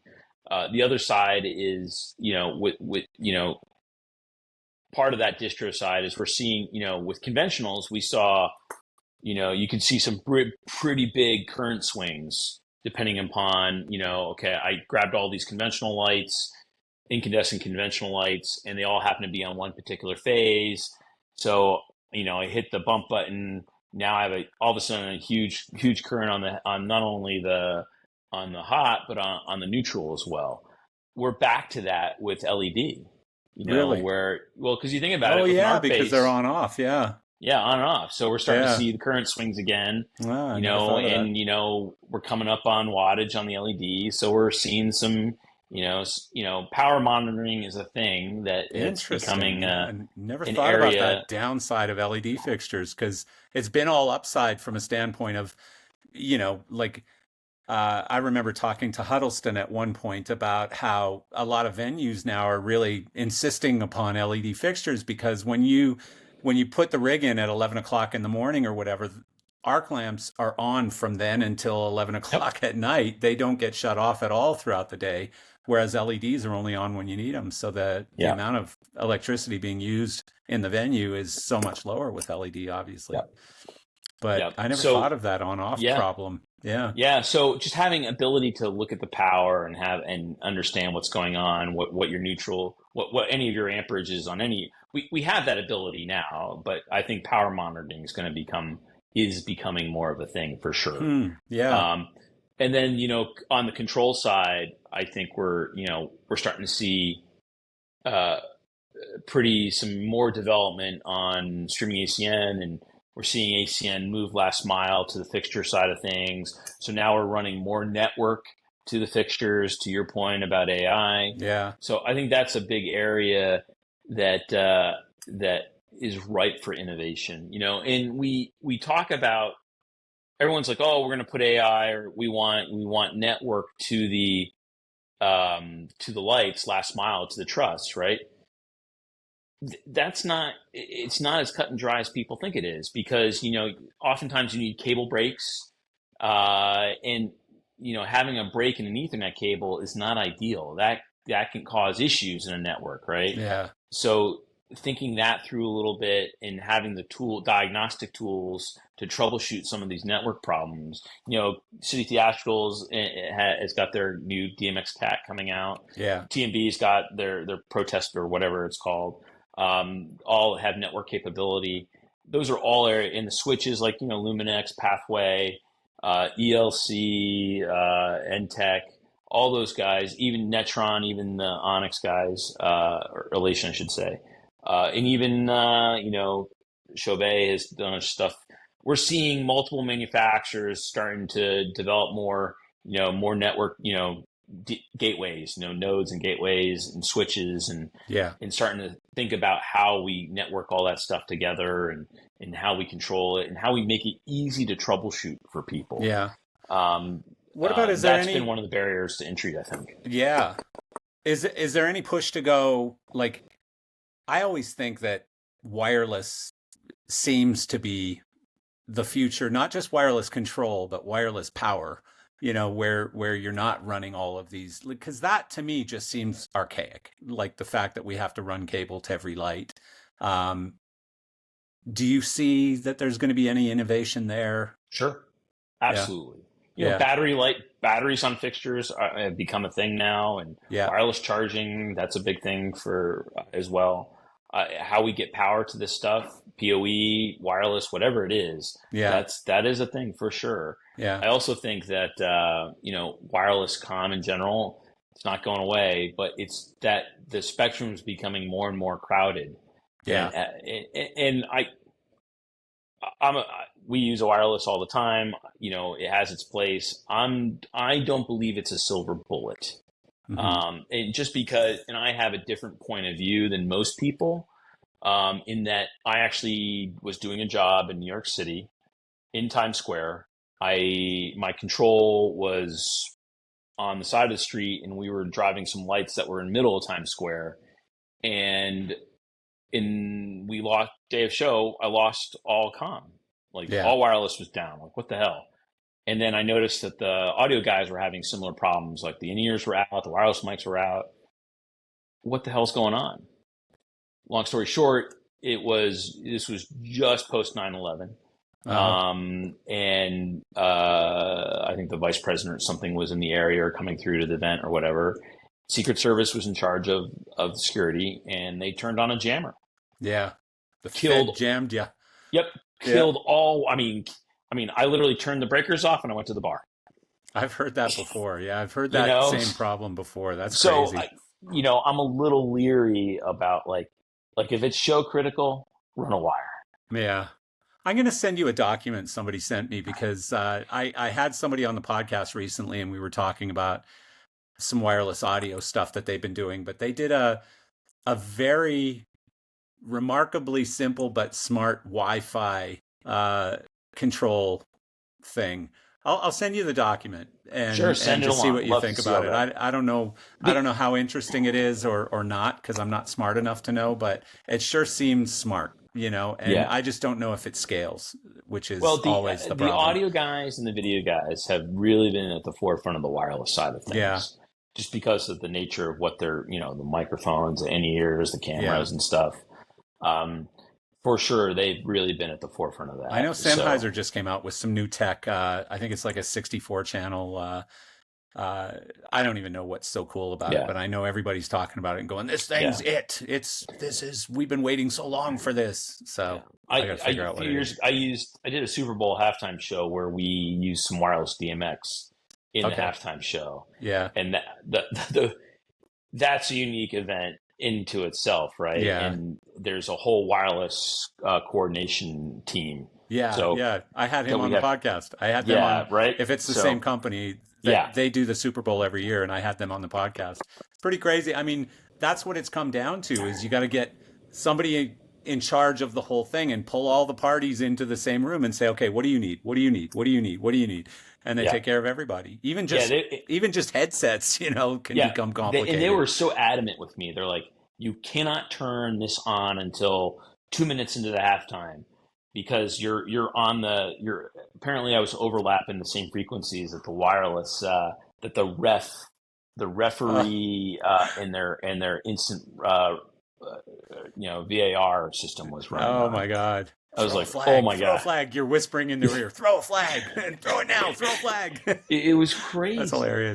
But it's just like, that environment is just really difficult to operate in. Yeah. So I've always totally great. I think wireless has its place, but it's not a silver bullet. I don't think it is.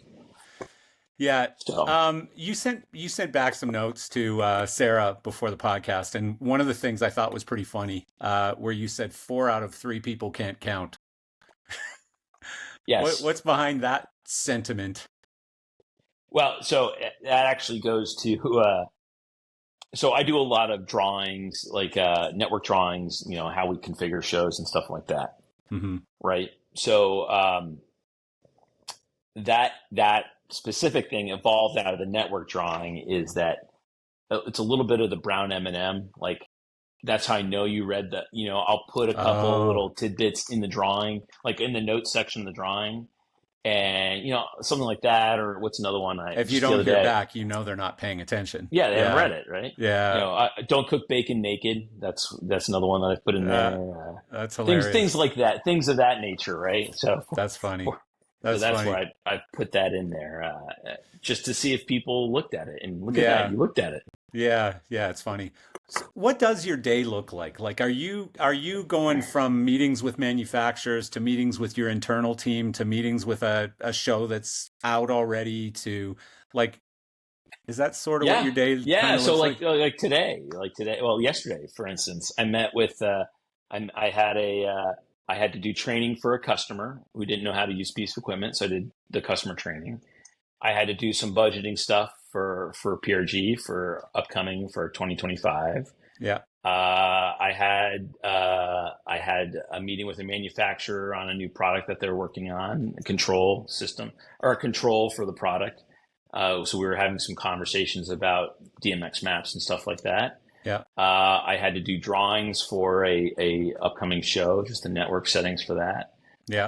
And then last night I was in the parking lot, with a genie lift and some lights in the parking lot, doing some testing because I needed to test our ground control system at a stadium throw. So we're throwing 350 feet out in our parking lot. Yeah. So that Well, was that was my day yesterday. yeah, that's got to be important because obviously on an arena stage, if you're out by like, a 0.5% or whatever, it's maybe Yeah, barely noticeable, if noticeable at all. But yeah, when you get 300 feet away, that's 10 feet. 100%. You're Yeah, now yeah, away from the performer. You're yeah, not even lighting the yeah. performer Correct. anymore. Yep. Oh, and then I had a bunch of there's people I'm responsible for, so I have to I had a couple employee meetings as well yesterday. Yeah, So like the whole like that was a little bit of everything, yeah, and that's yeah. probably the thing I love most about this Yeah, business is no 2 days are the same. no, Yeah. yeah, That's one of the cool things about our industry in general. It's like yeah, there's always things coming out of left field and it's like, what? You want to yeah. do what? But, one thing I forgot to ask you when we were talking about innovation is video walls, video screens.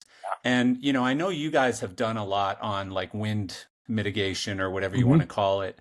Yep. And you've created special frames to minimize wind. But doesn't the problem continue to get more complicated as the pixel pitch comes down? Like now we're at what, 0.9 or whatever. Yeah. Uh, Obviously, as the LEDs get closer together, less wind is able to get through, and it becomes more solid, and it becomes more of a problem for these outdoor stages and stuff. And I've heard a specific example, and I won't say what band it is, but I've heard that there's a tour out that put screens in front of their line array system, and the screens are getting like holes blown through the LED panels and stuff because of how powerful that sound is that's hitting those screens. And it's because the screens they didn't consider wind mitigation or whatever that topic is called when they were putting those screens in front of those speakers. So, is that still a topic? Uh, Anything safety related is still a topic for sure. You Yeah, know, I, I'm scared shitless on a daily basis yeah, about, it's that classic case, ignorance is bliss. yeah, Like when you know how the sausage is made, like, oh man, that like, I'll get drawings come in and I'm like, oh man, I can't, that's a big screen. We're outdoors. Like, oh, yeah, like we need to have a conversation about wind and I'm not a rigger. I know enough about rigging to be dangerous.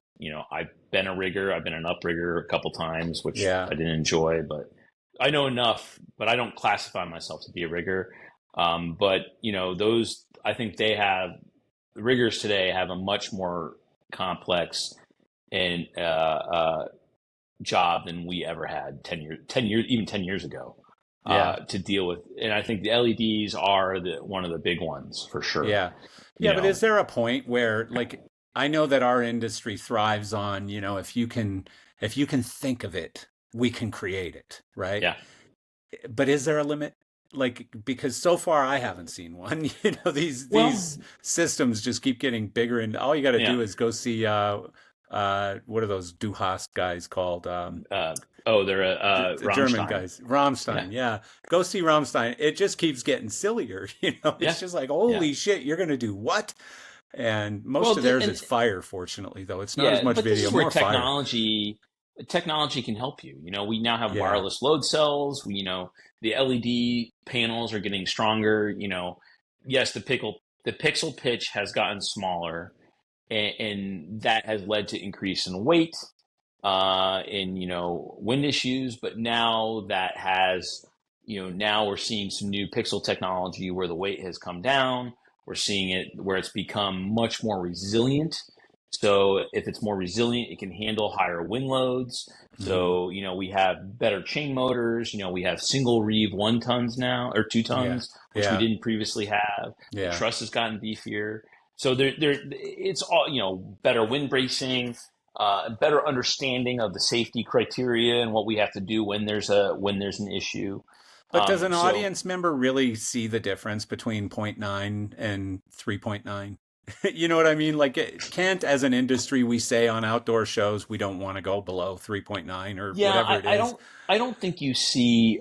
It's a viewing and cost thing, right? So Yeah, yes, you could go to one, zero point 0.9, but the cost of that is going to be astronomical. And like someone that's the first audience member is 40 feet away. yeah, There's no sense in going yeah. there. There's Like, no and benefit. Yeah, yeah, so most bands were able to talk them off that ledge, yeah, and into the right product. But we are seeing a mix of products. So like, okay, the stuff that's closer to the audience is going to be a higher resolution. The stuff further away, we're also yeah. seeing 4K, 8K content. So that is driving some of the arms race and Resolution. Yeah, pixel pitch. Yeah. yeah, yeah. Um, That makes sense. yeah, but like I said, the for me, the issue wasn't win. Yeah, win was an issue. My concern on the pixel pitch was the product has been very fragile. Um, gets damaged easily. Is not very robust, or has not been as robust as we would like it. Yeah, yeah. Um, that has led to so that's been problematic, right? Well, I mean, at least Um, with PRG, you're buying, and I don't even know what brand you guys support as far as LED, but whether it's Row or it's whoever, you're buying quality product. I know a lot of guys out there doing shows with, uh, off-brand, very inexpensive LED walls, and that stuff kind of scares me a little bit. yeah, yeah. So, Yeah, yeah, looking to so when we buy product, that's one of the things that we're looking at is the how easy is it to set up? How robust is it? If it's going to get rained on, or we got wind issues, what kind of structure is behind it? What kind of structure is there to fly it? What kind of structure is there to do ground support? Is we have a much better understanding than we've ever had, and the manufacturers have done you know in more cases than not, the LED is the least of our concern. It's the structure behind it and how it's getting put how it all goes together together. Yeah, is becoming the deciding factor for us. And Row is the 800-pound Row Unilumin, but now yeah. you've got people like you've got Absent out there, you've got Ray Science and Aoto. Ray Science and Aoto have been pushing a GOB LED glue on board where it's all epoxy. All the LEDs are epoxied in, Oh, and, interesting. and, and make it much more resilient to Huh. like the daily handling and the setup. So we're not seeing the damage that we used to see in those That's really interesting. the small, yeah, super super cool stuff. Yeah. And Row is doing something similar. Yeah. So you were seeing a lot of innovation there for sure, all around making it more reliable, easier to set up, and more structurally sound, And whether so you're flying or ground support. is all that decision making, is that all centralized with PRG? So in other words, like when you make a decision on what tiles are the most safe, reliable, whatever, does that go through the system and Yeah, so generally everyone we follows we it? have we have product we have strategic asset people, Yeah. who are responsible for we have multiple actually. So that group actually reports to me. Wow, that's smart. It's called the ASG, it's the Asset Strategy Group. And basically, they're aligned where we have a lighting strategic asset person, we have a video, we have an LED, we have a camera, we have a rigging, and we have an audio ones. And they're the ones that are providing the technical knowledge and how all this stuff gets put together. And, okay, we need to substitute X for Y. Here's, they're the ones that are interacting with the manufacturers, their respective manufacturers, and saying, hey, this is a pain point for us. I need you to develop this, or it'd be much better if you did this instead. But like a great example is like, so the LED, the guy that handles LED is a guy named Troy Boudreau, great guy, super, super knowledgeable in LED. He's not the only person in the company that has knowledge about LED, right? He's just he's the kind of person overseeing it, but he's not the end all be all, right? Yeah. So like he identifies technology in tiles that that he thinks that would be really great for us. And what he does is, and we just did this, is he contacts the manufacturers, gets a bunch of samples set in, and then we do a roadshow. We set it up in LA, had a bunch of our employees out there look at it. Then we took it to Secaucus here, had a bunch of employees look at it.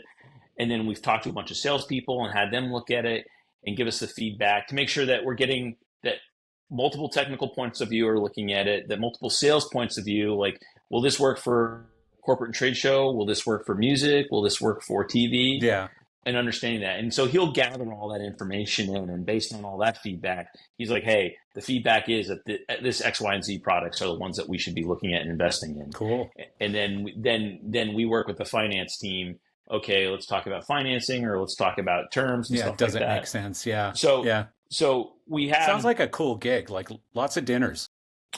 Yeah, right? Lots of manufactured dinners right there, yeah. I would expect. But it's really good in that, like, you have these people that head up each of these disciplines, and they're aggregating everyone else under, a lot of experts, all these other experts and people who have opinions. Yeah. Because what we have found is just someone coming in here and saying, nope, this is the product that we're going to buy, doesn't work. If you don't have buy-in from everybody, the product won't be successful. That's a really great approach. That makes a lot of sense. Like, you're not just you're not following the trend necessarily. Obviously at some point you have to pay attention to what designers are speccing and stuff like that. But when it comes down to LED screens is a great example of something that's relatively ubiquitous. Like, sure, everyone knows Row, and Row is the big name or whatever. But at the end of the day, what am I seeing? What's it look like? I don't care what brand name is on it necessarily, right? Yeah. So, and we've got to understand, like, what do I have to drive that? Is that Brompton processing? Is that Megapixel? Is it Novistar? How much other do we have of that processing in our inventory do we have? What makes the most sense to drive all this? Yeah. What are we going to replace it? Like, do we have product that's 9 years old that we need to get rid of? That something's going to replace. Yeah. We try to buy product that is multi-market, so it's not just TV use or music use or theater use. We want something that can be used in a wide variety of markets. We try to buy product that infrastructure-wise that we have, it's not so unique that I have to have this special widget to drive it. I want to be able to use equipment that we have on the shelf to configure it.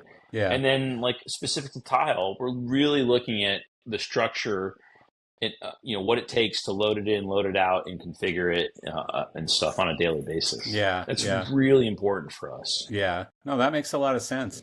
So, what do you think? What do you think next year looks like? Like, more of the same, or like, I've had people, both within PRG and outside of PRG and all kinds of other companies too, tell me, next year is the biggest year they've ever seen as far as their pipeline is right now. And then I've had other people go, oh, fuck, next year is scary. I don't know. I think so. None of this has played out the way any of us ever. Certainly, none of us anticipated COVID. Of course, right? Constantly evolving. And the post-COVID world has not played out like any of us could have predicted. Yeah. My personal belief is we need to get through this election cycle, let that settle. In whatever happens with the election happens. It's a known quantity now. I think the economy will settle after the election as well. And I think as a result, I feel like we're going to be busy. I think we're going to see an uptick in work on the corporate side of things because I think Yeah, a lot of corporations have been holding back because there's just I too much agree. uncertainty, right? Yeah, I agree on So I that think one. you're going to see more of that. I think touring is still going to continue to be a hotbed. I mean, that's how they make their music. So I don't see that being a downtick. I think we're going to see a little bit of a rebound in TV. You know, we had the writer strike, and then they've been negotiating the IATSE strike. I think that I think I don't well they haven't struck, but I think a lot of the TV producers and movie producers have been withholding doing stuff because of uncertainty there. Yeah. So I think that's all supposed to be settled here by the end of the year. So, so corporate work, TV work, music work, I think is all looking to be an uptick. Yeah, I mean, you talk about TV and movies. It's an interesting topic because I had I don't know if you know Glenn from AED in Sure. Europe. Yeah, so I had Glenn on the podcast a couple months ago, and we talked quite a bit about AI. And he said AI is obviously going to have a significant impact on how movies are made, and or whether movies are made in some cases. And he said the problem that he sees coming with AI isn't that they're going to make shitty movies. It's that they're all going to be really good and they're just going to hit this flat plateau. Everything's going to be right here. You know, sort of where we're at with Yeah. moving lights right now. You know, Sure. everything's right here. There's not a lot that's below it. There's not a lot that's above it. Everything's right at that sort of vanilla line, you know, or maybe chocolate. And you're not going to have these movies that are just breakout wild successes because they're all made by AI. And so he said that's one of his biggest concerns with AI is that it just flattens everything out and makes it boring. And it's a good point. It's an interesting point. I think, I mean, I take a much more positive view. I mean, again, I think AI is going to be a tool. I don't see it as taking over the world like Skynet. But you look at the entertainment business. I mean, we trace our origins all the way back to the Greeks, Yeah, in the it's theater. true. Yeah. It's one of the few consistency thing, consistent things across the entire human spectrum has been, or timeline, I should say, is that entertainment has always been a thing. Whether it's Greek theater, Roman gladiators, to Shakespeare, to TV and movies, silent age, and now streaming and stuff like that. So I people want to be entertained. People want to get together. They want to go listen to music and see a show. People want to be entertained. So how that content gets made is changing for sure, and I think it will continue to evolve, but I don't see it going away. And anytime there's been where that leveling, so to speak, has always led to a new innovation or people thinking outside of the box and changing. Hey, now we're gonna do color TV, things like that. So Yeah. I'm Chris, I, much more I op. love that. I love that. I love that. I love that thought, that approach, that philosophy. I think you're onto something there, and it's cool. I like it. Yeah, and this has been between COVID, all the political craziness, the economy craziness. Uh, It's been people are weird. It's been crazy. Yeah. People want to go have a good time. Yeah. So I So really buy do more believe. moving lights. That's what I say. The Yeah, world needs more moving lights and line array systems. I think people. I am optimistic that we're gonna. I think it's gonna be as busy. The one thing I do, maybe even more busy, and I hope it's more busy. The one thing that I do think that we're we're gonna struggle with is the time. Is time is compressed. It used to be we had a lot of lead time into a show. That lead up time to a show now has compressed significantly. Yeah, they're It's not twice a as big and half as yeah, much time. yeah, Yeah. to put it together. It's like, I got to put a stadium rock show together in 2 weeks. Like, that's Yeah. crazy, Yeah. you know? Yeah, well, and then rehearsals have become such a big problem. Rehearsal space has become a big problem. Yeah, I mean, there are but, still but all we're kinds of seeing, challenges, but yeah, but we're seeing huge innovation. I mean, you got Rock Lidditz going to Rock Nashville, you got yeah, Gateway Studios, yeah, yeah, all those guys are pushing the envelope there, yeah, and you got stadium guy people who own stadiums are like, hey, come rehearse here. We'll cut you a deal and stuff. So Yeah, yeah. Well, I think the whole stadium thing has opened up more arena space, and so sure, yeah, it's interesting. It's fun to be a part of. I'll tell you that. Like yeah, what has happened during and since COVID is just it's a book. It's like wow, the things that we've learned in the last 4 years are just yep, incredible. So yep. it's wild. But Well, I appreciate you, man. yeah, I I appreciate. appreciate you taking the time to do this. I can't take your whole day. And so, what about how often do you got to speak with Mr. Wiseman, one of my best buddies in the whole world? I talk to him every week or so Yeah, thereabouts. I mean, we communicate fairly often. yeah, Super nice yeah. guy. I love John. Yeah, It's the 9 lives of John, and each one of them has been sort of a different human. And I just yeah, think he's such a great human right now. yeah. He's And you know what? super He's cool really guy. interesting. I, I like talking to him because he has such an interesting point of view, and he really understands the nuances of this business. Yeah, And like I've been around a fair amount of time, hence the gray hair. yeah, But even having said that, I still find, he's got a lot of really great insights, yeah, yeah, and that's one of the things that I find myself doing is trying to model a little bit of what he has done in that, yeah, yeah. I try to talk to our younger employees and our younger customers, try to provide some insight like, oh, this is why we did this, or this is, thinking Well, about why we do the other that. thing you could say is if this ex drug addicted fuck up can do it, you can do Totally. it. Totally.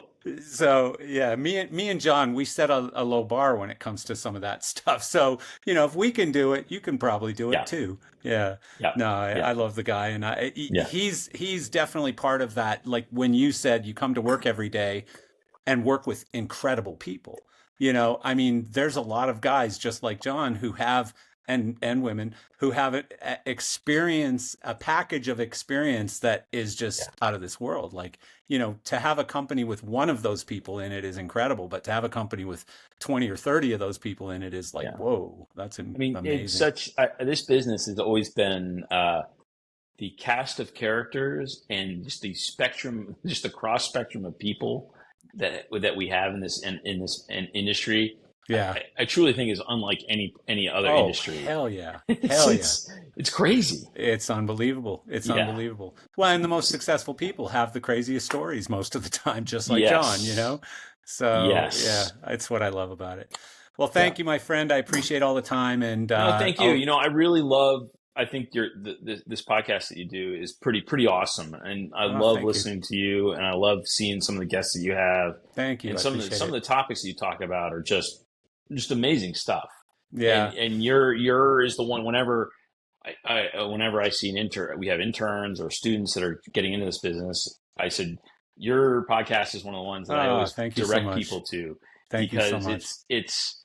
it's not what I like about it. It's not like, well, when I was your age, da da da da da. Yeah, we have those great road There's some stories, of but that. We there's do some of that a little that. bit. Yeah. But it's really insightful conversation and dialogue, like about AI, like we were talking, Yeah. You know what, and Chris? I mean, some of that. I have so much respect for the people who did all of this stuff, whether it's a guy like David Milley who built a lighting company back in the 70s or any of these guys. Like I could name 100, Robert Roth, I could name 100 Square people Park Hands, that Robert most Roth. of them have been on Yeah, this podcast. And they're not just their stories, which are so much fun to hear the stories, but just the amount of knowledge and know-how that they bring forward with them. And so, blowing our own horn a little bit, and I talked about it on the intro, we're doing a thing at LDI called Dining with Dinosaurs, brought to you by Geezers of Gear. And so it's a luncheon where we're going to have round tables, and each round table is going to have two or three what we're calling dinosaurs that are people both still in the industry and retired, and but people who are at the foundation of lighting, the foundation of audio, the foundation of all of it, right? Rigging, and like some incredible names that we've already got committed on this list that I'm just like, whoa, just to be in the room with four of those people, but let alone 20 or so of those people is going to be incredible. And so I have a huge amount of respect for the history and the experience and the knowledge and the stories. It's why I do this, you know? Yeah, I couldn't agree more, man. And Yeah. like I said, what you guys do, what you're doing is fantastic. And Well, thanks, Chris. anything I can ever do, don't hesitate to call me. Just And come on every 6 months and share I would love to your come back. You wisdom, kidding me? because I love talking to you about this stuff, because there's only probably 4 people in the world who are at the level that you're at as far as I would go that the far. scale, scale. Yeah. Like, I would assume that Four Wall has a person similar to you. I would assume that Christy has a person similar to you. I would assume that Solotech does. But, so there's very few people who have your skill and knowledge set that can share things at a level that other people just don't know, because they've never built to that kind of scale and never Yeah, will. would love to come back. Just tell me when. No, absolutely. Every 6 months. I'm telling Perfect. you, we'll put you on the schedule on a By all rotation. means. All right, Love my it. friend. Thank you. Thank you so much. You All bet. right, later.